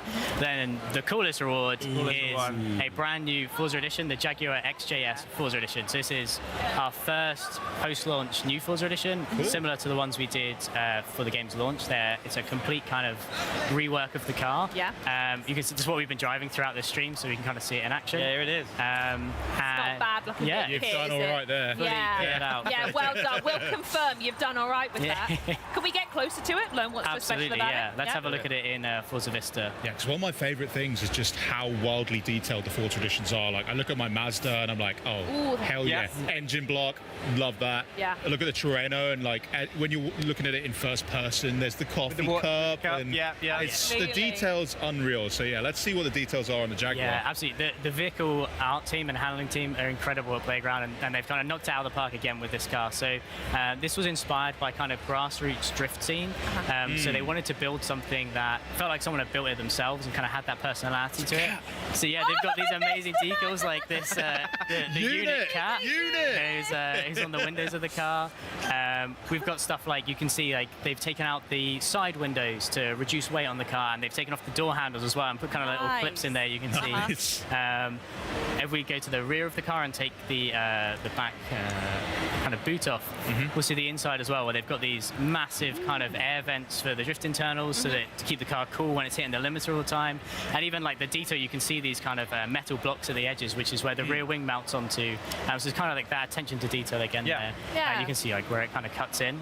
Love it. So If we have a look at the interior as well. By the way, if you guys need like a, I don't know, like a Charlie edition horn for the car, it being a Jaguar, it could be like a or something, right? Yeah, maybe. Should we try and get it in? Stunt Maybe. silence is a great Maybe. reaction to. We'll need everyone to be quiet for a sec while we record it, but sure. We might be able to sample that and get it in. Yeah, all right, well, let's get some big wigs on that, yeah? See what we can do. See what we can do. One of my favourite things about this is that the vehicle art team, they sort of set themselves a challenge to make this pass an MOT and be road legal. So they've done all the things to make this incredible drift machine, but at the same time, you could just nip to the shop and get some milk with this car. if you wanted to. I'm sure I'll see this on the forecourt of a dealership somewhere. Yeah, somewhere. Exactly that. Now, obviously, this is a really cool car. Yeah. When am I going to be able to unlock this? Yes, so yeah, Drift Attack will be launching on the 7th of September, so super soon, only a week or two. Nice. The car will launch at the same time, and the same as the feature, cars permanently added. It will always live in the collection journal, so whenever you join the game, you'll be able to play Drift Attack and unlock the Forza Edition Jaguar. Cool, so not a seasonal unlock, it's there no matter what time you jump in. Car's there forever, mode's there forever. Absolutely. Do you mind if either me or Henry have a go right now? Absolutely, Is go that for all it. right? Do you want to rock, paper, scissors for it? Okay. Yeah? Okay, You're you ready? going down. Yeah? 1, 2, 3. 1, 2, 3. All right, Charlie. Your turn then. Hang on. All right, here's something you can play with. Oh, yeah, I'll tell you what this. then. Have fun with What's that. this? This is the Lego Technique, right? Yes, it is. Yeah? Yep. I'll pass over to you. Ready? Let's Oh, this is going to go badly. I would love it. Yeah, it's Can you got a bit imagine of this would drift break on live it, on stream? Here, you have that one. There we go. This is ours. That's yours. Yeah, so Yep. we've these are the Lego Technicar. We've got the 488 Pista and the Dodge Viper. Right now, if you go to your message center, you can get a version of these cars with a sort of replica livery that looks very similar to these cars you see here. They look very cool. I wonder who's going to take these home.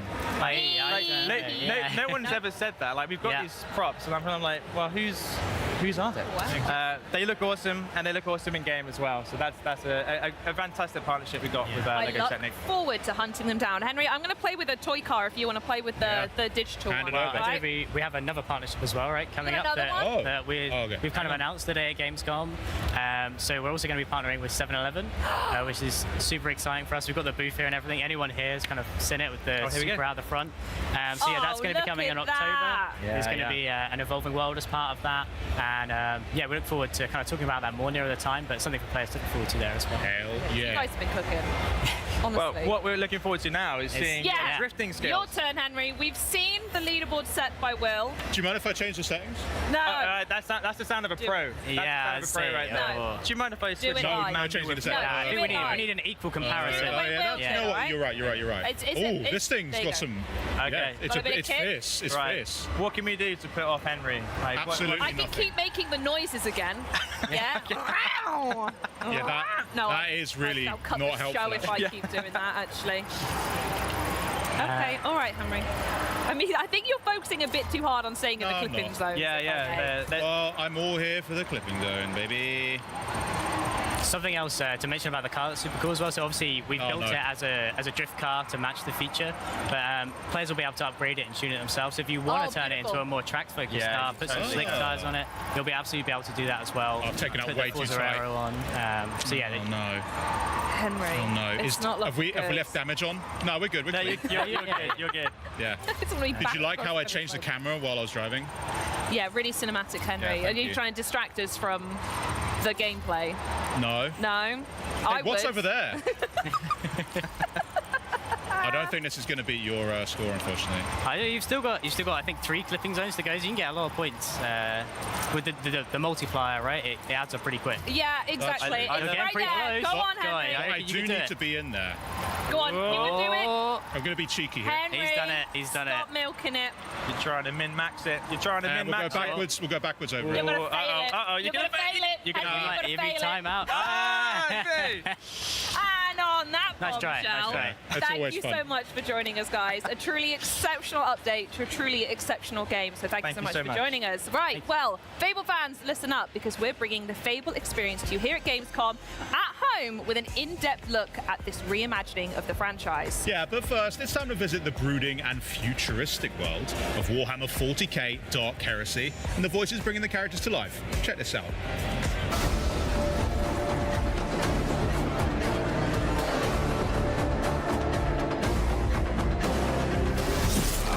I'm used to killing Xenos, not talking to them.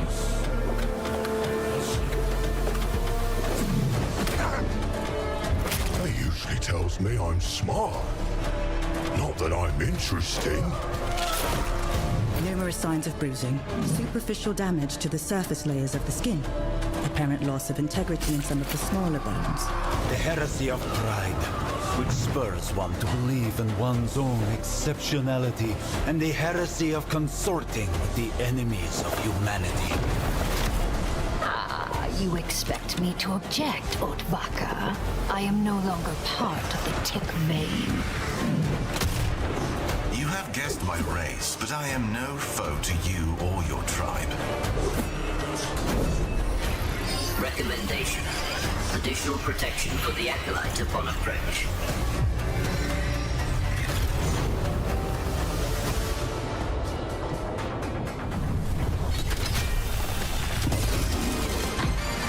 Hey everyone, this is Josh from Octopus Panic, and I'm here to give you a closer look at our game, Gravhounds. Gravhounds is a 1-to-4 player co-op action builder starring a crew of blue-collar working dogs who are lost in space and trying to find their way home. Each shift starts aboard the mining ship, where the crew gathers before heading out. From here, we'll pick a job and launch the mission. Oh yeah, here we go. Once we're planetside, everything starts from the collector. This is our dropship, and it's the center of our operation. To begin, we'll lay out some pipeline, which is the power network that allows us to expand across the planet. With the pipeline in place, the first thing we want to build is the fabricator. This is a factory in a box that allows us to produce build kits for our turrets and other infrastructure. Every Gravhound is equipped with a grav beam. This can be used to collect resources, build defensive infrastructure, and even manage the local wildlife. Some resources are extremely volatile, which can come in handy if used correctly. Collecting resources earns The cast of Dark Heresy looks cool. To expand our operation. All right, this is the with dog defenses game. In place, we can move on to our main job. An excavator has been dropped from orbit near a buried artifact. It needs It's power dog to work, so divers. we'll push the pipeline Oh, hell across the doggers? planet. Set up some defenses around the site. Puppy divers, L dogs, and then connect L it. pups. Once we bring this thing online, it's going to attract a lot of attention. Here they come. Each Gravhound has a booster rig that lets Okay, them it doesn't move look like quickly and it's fluidly PvP. It around looks the like it's more a PvE game, As maybe. the pressure rises, so does our power. Our turrets earn experience in combat, and they can be promoted to more powerful, specialized variants. Throughout each session, we earn reward pods, which contain randomized rewards that increase our combat effectiveness. And if somebody misses a beat, they get a second chance, assuming their friends cooperate.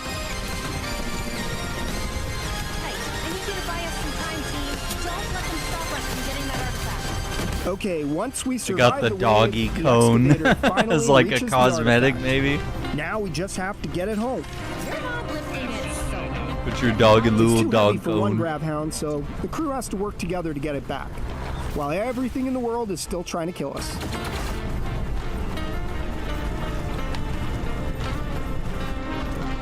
Once we secure the Gravhounds. artifact, we can prep the ship for launch.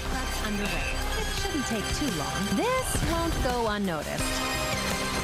And this is it. This is when everything that we've built, everything that we've upgraded throughout the session, all of that really matters. Because now we need to hold out for one final wave until the collector is ready to launch.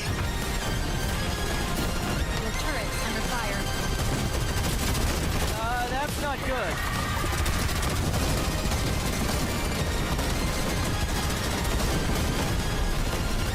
Once the collector's ready, everyone races to get aboard, and we take off and head back to the mining ship. Once we're back, we'll regroup, spend some time upgrading our stuff, and then choose our next destination. Each session, you'll be exploring different planets, different jobs, different builds, different opportunities for disaster. And that's Gravhounds. Gravhounds is coming to Xbox and PC, and it's available day one with Game Pass. Yeah, this year. Well, Fable fans here at Gamescom are flooding today. All right, dude. Last time we saw Fable gameplay, highlighting an early beautiful. quest in the much anticipated game.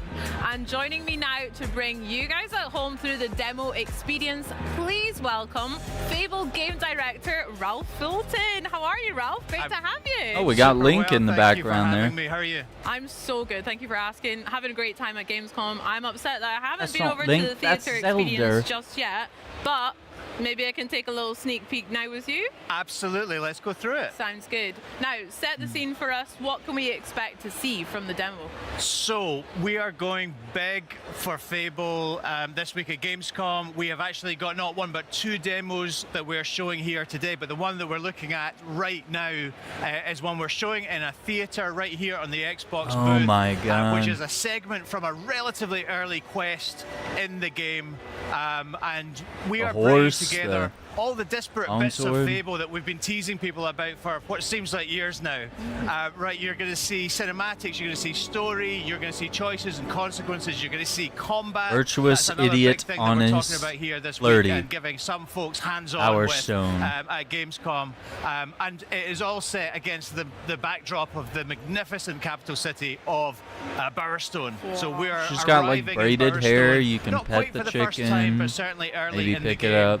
and taking in its It, sights. I don't know. Oh, blimey, governor. It looks absolutely delicious. Yeah, the visuals now, are you incredible. We're here at Bowerstone. Talk to us a little I bit could about be a hero. maybe this city as well as some of the other ones and how they'll play a role on how the villagers interact or how our character navigates through them. Absolutely. So Bowerstone, capital of Albion, biggest city in Albion. I think there are some 400 of those 1,000 handcrafted NPCs we've talked about before living right here in the city. 130. Everyone with their own personality, their own thoughts and feelings about you. You can buy as well. So tons and tons to see and do and purchase and get involved with.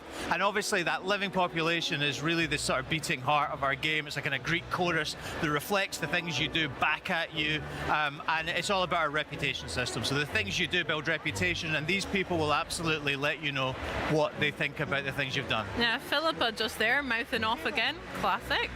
They are not backwards and coming forwards when it's about telling you what they think about the things you've done. They are very opinionated indeed. Wow. This guy is actually my husband. That's Elliot. Oh. So Elliot. I have been to Bowerstone before, and we got married. This is where we live. This is a house. All the buildings in the city, and look indeed at the game, this you can go house. inside, they all have fully realized the interiors, the design, the spider level web of in the detail is corner. just Might need incredible. to do We some live cleaning. Here, Elliot and I, with our daughter Daisy, who's Pretty just round the this corner. is. Congratulations. Oh, Thank you that's very their much. kid there. Oh, Yeah, we're going to leave our father to deal with that question. probably. That's easier. That's crazy. The interior is absolutely gorgeous, Ralph. Oh my gosh. And incredible no work load from our screens. artists, Like incredible work from our everything's technicians. know, A very really consistent beautiful here. game, and From very varied inside to within Bowerstone. We're outside. going to see a variety of different parts of the city, which will all reflect the different statuses of the people who live here. Gorgeous. Yeah, this looks incredible. So whereabouts are we headed off to? What is our hero up to on this journey? Great. Well, quick story recap. What has brought us here is obviously that terrible event that happened at the start of the game. You'll remember from Dev Direct, I hope Like a that, church here, a so cathedral. your village was turned to stone, including your grandma. Very sad. You grew up, you have left the village, and you're now looking for the help of the legendary heroes of the Heroes Guild, because grandma said that if you're ever in trouble, that's where you should go to get some help. We couldn't quite get into the Heroes Guild earlier. We went and got a key from our brother Connor, and now we have used that key to access the Heroes Guild. We're looking for Humphrey the Golden, who you might remember from a trailer we did a couple of years ago. Yeah.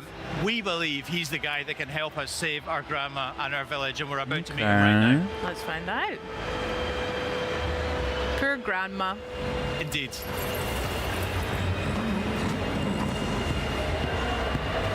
Again, the interior looks amazing. I love the artwork. Ah, on the left. lighting.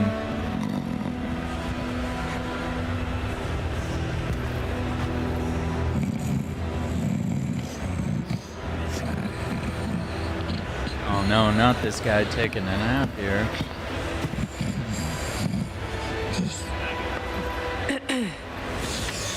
Mother?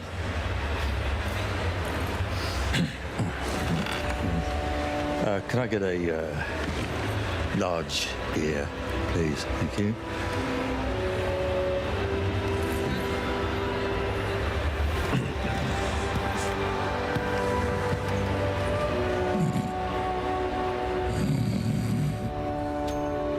A large beer. Right. Dude, there's bottles everywhere. This guy's just a drunk. This will do.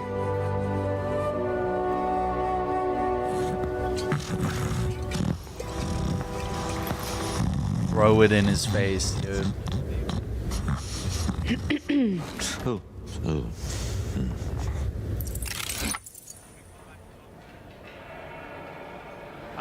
Obviously, you can choose to throw it over him or just hand it over. We've been asking the crowd in the theatre what they think. Just generally throw it over him. Interesting. So I think that's what we go for here. Okay. You two get bloody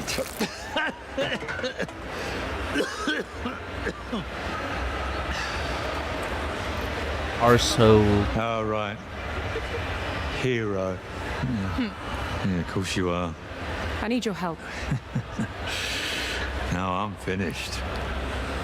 Guild's closed. My nan used to tell stories about you. She Your said... nan? If you're some kind of mega fan, I think I've still got some merch out the back. Got shields with my face on.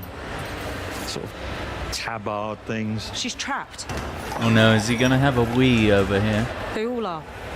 My whole village. There was a woman in red. She could have been a hero. Or... You're a hero. Oh no. You'll work it out. And what about you? You're being evicted. You gonna tell me what happened? I mean, I'm not particularly proud of it, but I ran up a few debts. I don't like to talk about that. I reached out to a local sculptor. Oh, bro didn't wash his commissioned him hands. to capture my image in a raw and marble. Anyway, I don't know what I did wrong, but guys wouldn't pay me in the end. I did what anyone would do, and I went down to Ronnie's place. You lost the Heroes Guild on a bet.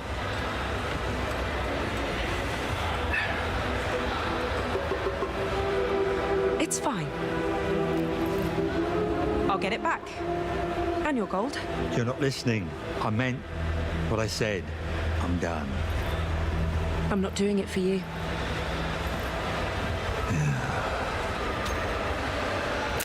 Well then, oh Humphrey. Yeah, they say never meet your heroes, right? What a letdown. Yeah. Yeah. So we saw a choice there. Obviously, that's not a massive choice in the scheme of things, but it does result in a reputation. Humphrey now thinks you're an arsehole. What can you do? It's fair. Yeah, you throw a beer. You will have millions of little choices like that, and they will scale up in importance and repercussions throughout the game, culminating right at the end of the game in some really earth-shattering, permanent decisions you'll have to make, which will change the face of the world forever. Okay, wow. I don't know if I'm ready for those. I take a lot of time deciding if I want tea or coffee, so we'll find out about how I get on there. Going back a wee bit of the cutscene we've just seen and the trailer that you mentioned when we introduced Humphrey, where did this idea of the cutaways and the talking heads come from for the interviews within the gameplay? It's so interesting and gives us like a real insight into some of the more important characters. I'm really curious. It does, and I think it's something that we haven't really seen in video games before. We're super familiar with it, I guess, from like TV. You know, The Office did it, and Parks and Recreation did it, and lots of great shows like that have done it. The interesting thing about this is it actually stems way back from our pre-production phase when we were trying to figure out how to go and shoot cinematics like that. You know, from directing our actors and doing the performance capture and the rendering that's required for hair and eyes and all that kind of good stuff.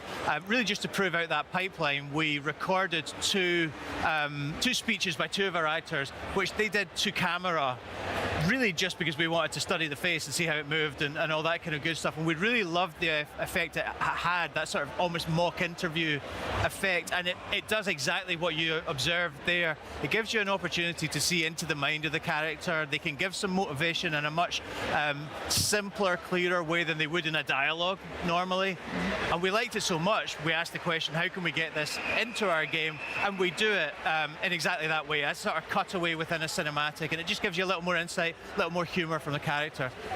We hope folks will really enjoy it. Yeah, I certainly will as well. But that's so interesting how it came about. rather than being such a conscious decision from the start.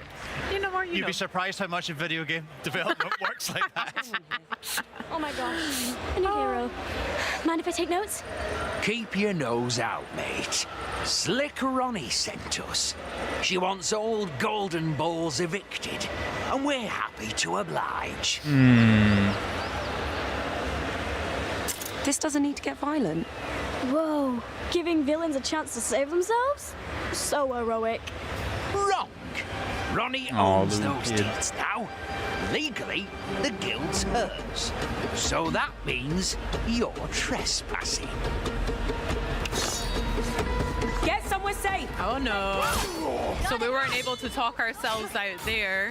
Ralph, what are we seeing with the Nope, combat we got a here? parry. Yeah, absolutely. So this is what we call Yeah, the combat style looks weaving quite combat, good, too. right? And it's an evolution, I think. You of have the combat elemental that people loved stuff, in the you got a original bow, Fable trilogy. daggers, It's about throwing strength, knives, skill, switch and to will, which is about fireball. weaving between ranged and melee and magical attacks.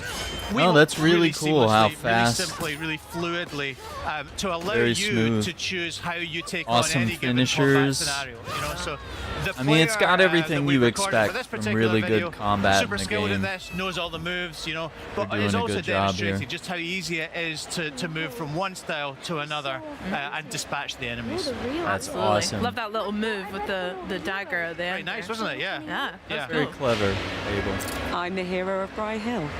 I don't know where that is, but I bet they're proud of having you as the hero. Oh. So, what are you doing here? Oh, right. I have Mr. Golden's script. It's the first step of my 3-step plan. Write the musical, get Mr. Golden to star in the musical, make Mr. Golden happy again. So this character, this adorable little child called Billy, Best of luck with that. is we're describing her as a part-time playwright, full-time orphan. She lives at the orphanage, and she is trying to get Humphrey the Golden to star in a play about his life. The point of showing this quest is to show people exactly what it's going to be like to play a quest, but all our quests are super varied. In the quest after this one, you'll actually take part in that very same musical. So we'll meet Billy again. That's for another day, but something that people can look forward to when they play the game in February when we come out. What we're seeing right now, though, is a very quick glimpse at our skill tree. We're spending a skill point we Okay. earned from that last combat encounter on a new spell called Blades, which is great for crowd control, but I'm sure people will be freeze framing and screen capping that screen just to see. Enjoy That's that. what I like to might be do. I contained like to within. see Yeah. the skills. Can you give me some tips maybe about how I should build my hero, or what should players focus on with their talents and skills? So that's a great question. I think honestly the answer that we would always go to is we want you to be the hero you want to be, right? And we've set up this combat system, the way progression works, the way that you'll build skills and new moves and upgrade your weapons. It's based on how you want to develop as a hero, and I guess also your particular style personalization, a lot of in combat, customization. you know, so you're not bound by any Good. specific class. You can basically build the loadout that you want. Personally, I'm all about power, so a big hammer, damage dealing spells. There are lots more skilled players than me who use crowd control and teleports and what have you. So it's all about how you want to take on a combat encounter. Nice. Okay. I am impressed by some of the magic we've seen here and earlier in the year as well. I'm excited pretty, to get isn't my it? hands on Yeah. it. Very pretty. Yeah. Okay, so we made it to a tavern, a wee pub. Vibe? You got business with Ronnie or what? That's right. This is the hangout of You tell me. the gang. Fable's been around a little longer, so it's not a clone. Not at all. I wouldn't say the games are similar at all in any way, other than both games take place in, well, any feedback? older times perhaps, fantasy worlds, and both games have magic. I wouldn't say that they have any other commonalities. Try swearing more, arsehole. Blimey. I could give it a shitting go. Cheers, hero. Could give a shit. Yeah, fair enough. He doesn't That's seem funny. like the most confident criminal I've Yeah, these ever are good. come This is a across, really I don't good think, game, and but it's a treasured series from the original Xbox era that has evolved over the years. That's a little bit of a spoiler, yeah. It's a lot to be So proud this of. particular It's a good challenge you can play franchise. in a number of ways. When you actually play it in the game, I think for in the interest of time, we pay our way through this next particular blockage. But there are different ways you can go and speak to people and find different ways through this locked door. What? Amazing. I'm here to see Ronnie. Good for you. Boss ain't really taking on new clients right now. You got an appointment?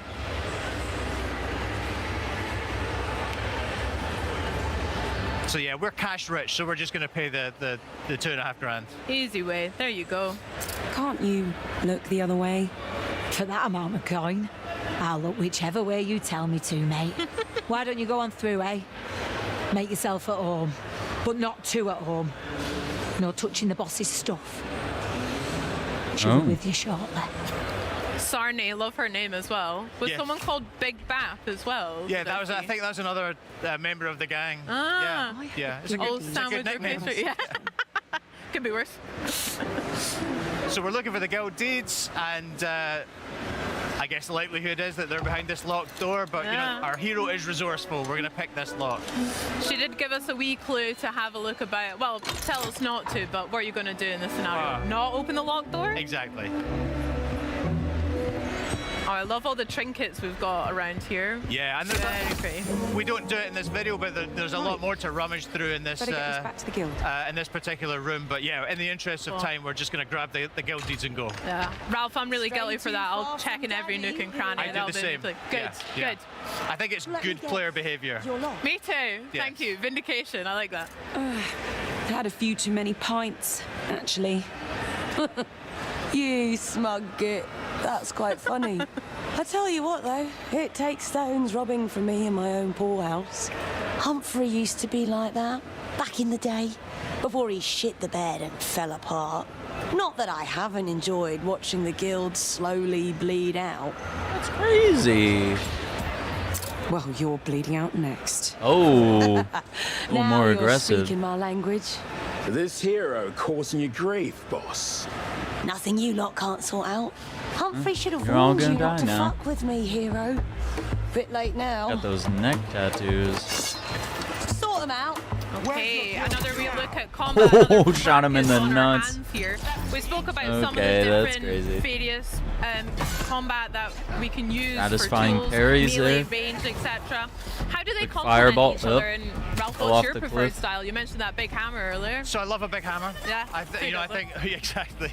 And like I say, I Okay, tend to tracking go for, projectiles. big Oh, damage that was a dealing headshot. spells, Light blades, light fireball. Yeah, the combat looks really good, and it looks like you're able to break someone's guard after a couple hits. And it looks like magic might also do the same. Who absolutely blitzed through it. Incredible Oh, the skill quick level. dodges, Did it the on highest, parries, difficulty the level. swords So our clashing team were instead still of standing like, around you know, just applauding. constantly slashing someone until their health goes down. Like it's kind of cool that you're actually in a fight. Obviously, this guy's a little more durable. And also a range of enemies that will challenge you in different ways. Yeah, that sounds class.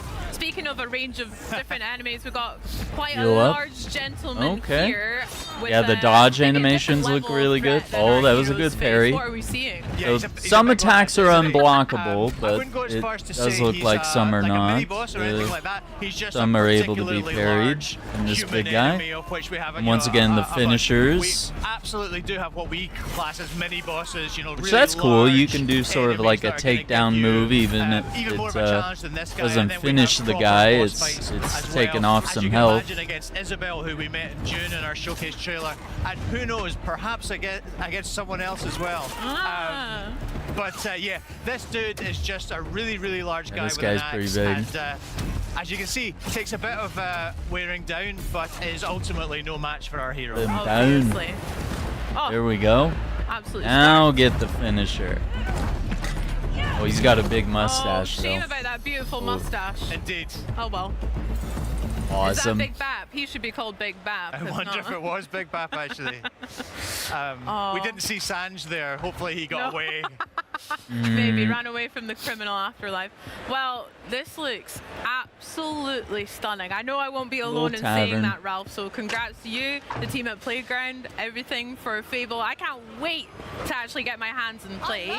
But if there's anything you'd like to share with the folks at home, what are you hoping that they take away from this? Well, look, I mean, people have been saying to us for ages when we put out a bunch of trailers for this game over the years. People have been saying to us, show us the gameplay, show us the gameplay. That's exactly what we've been doing this year. In June, we showed 30 minutes of our life simulations.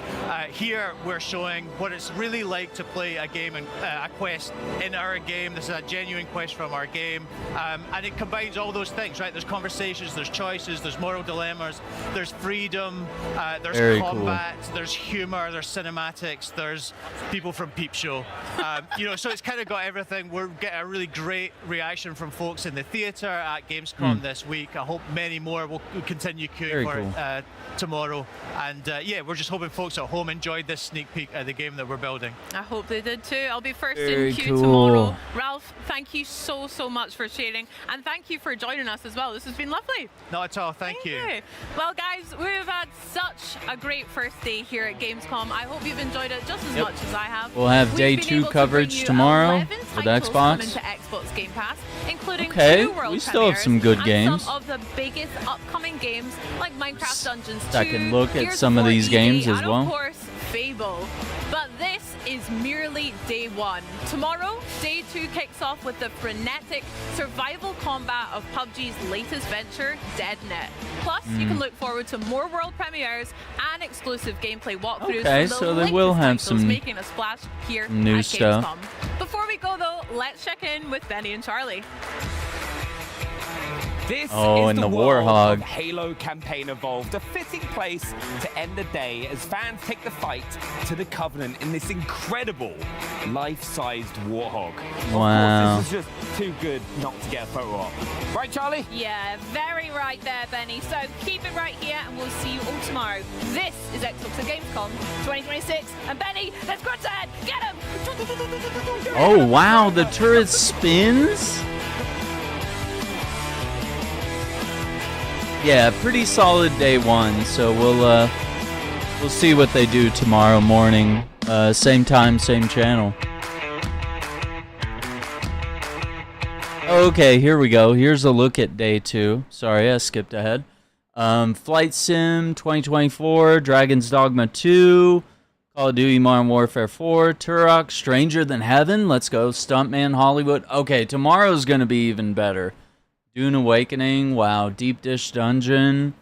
DayZ. Okay. Tides of Annihilation. Okay. Star Wars Galactic Racer. Pretty good batch there. Yeah. So we're going to pivot. We're going to have more coverage.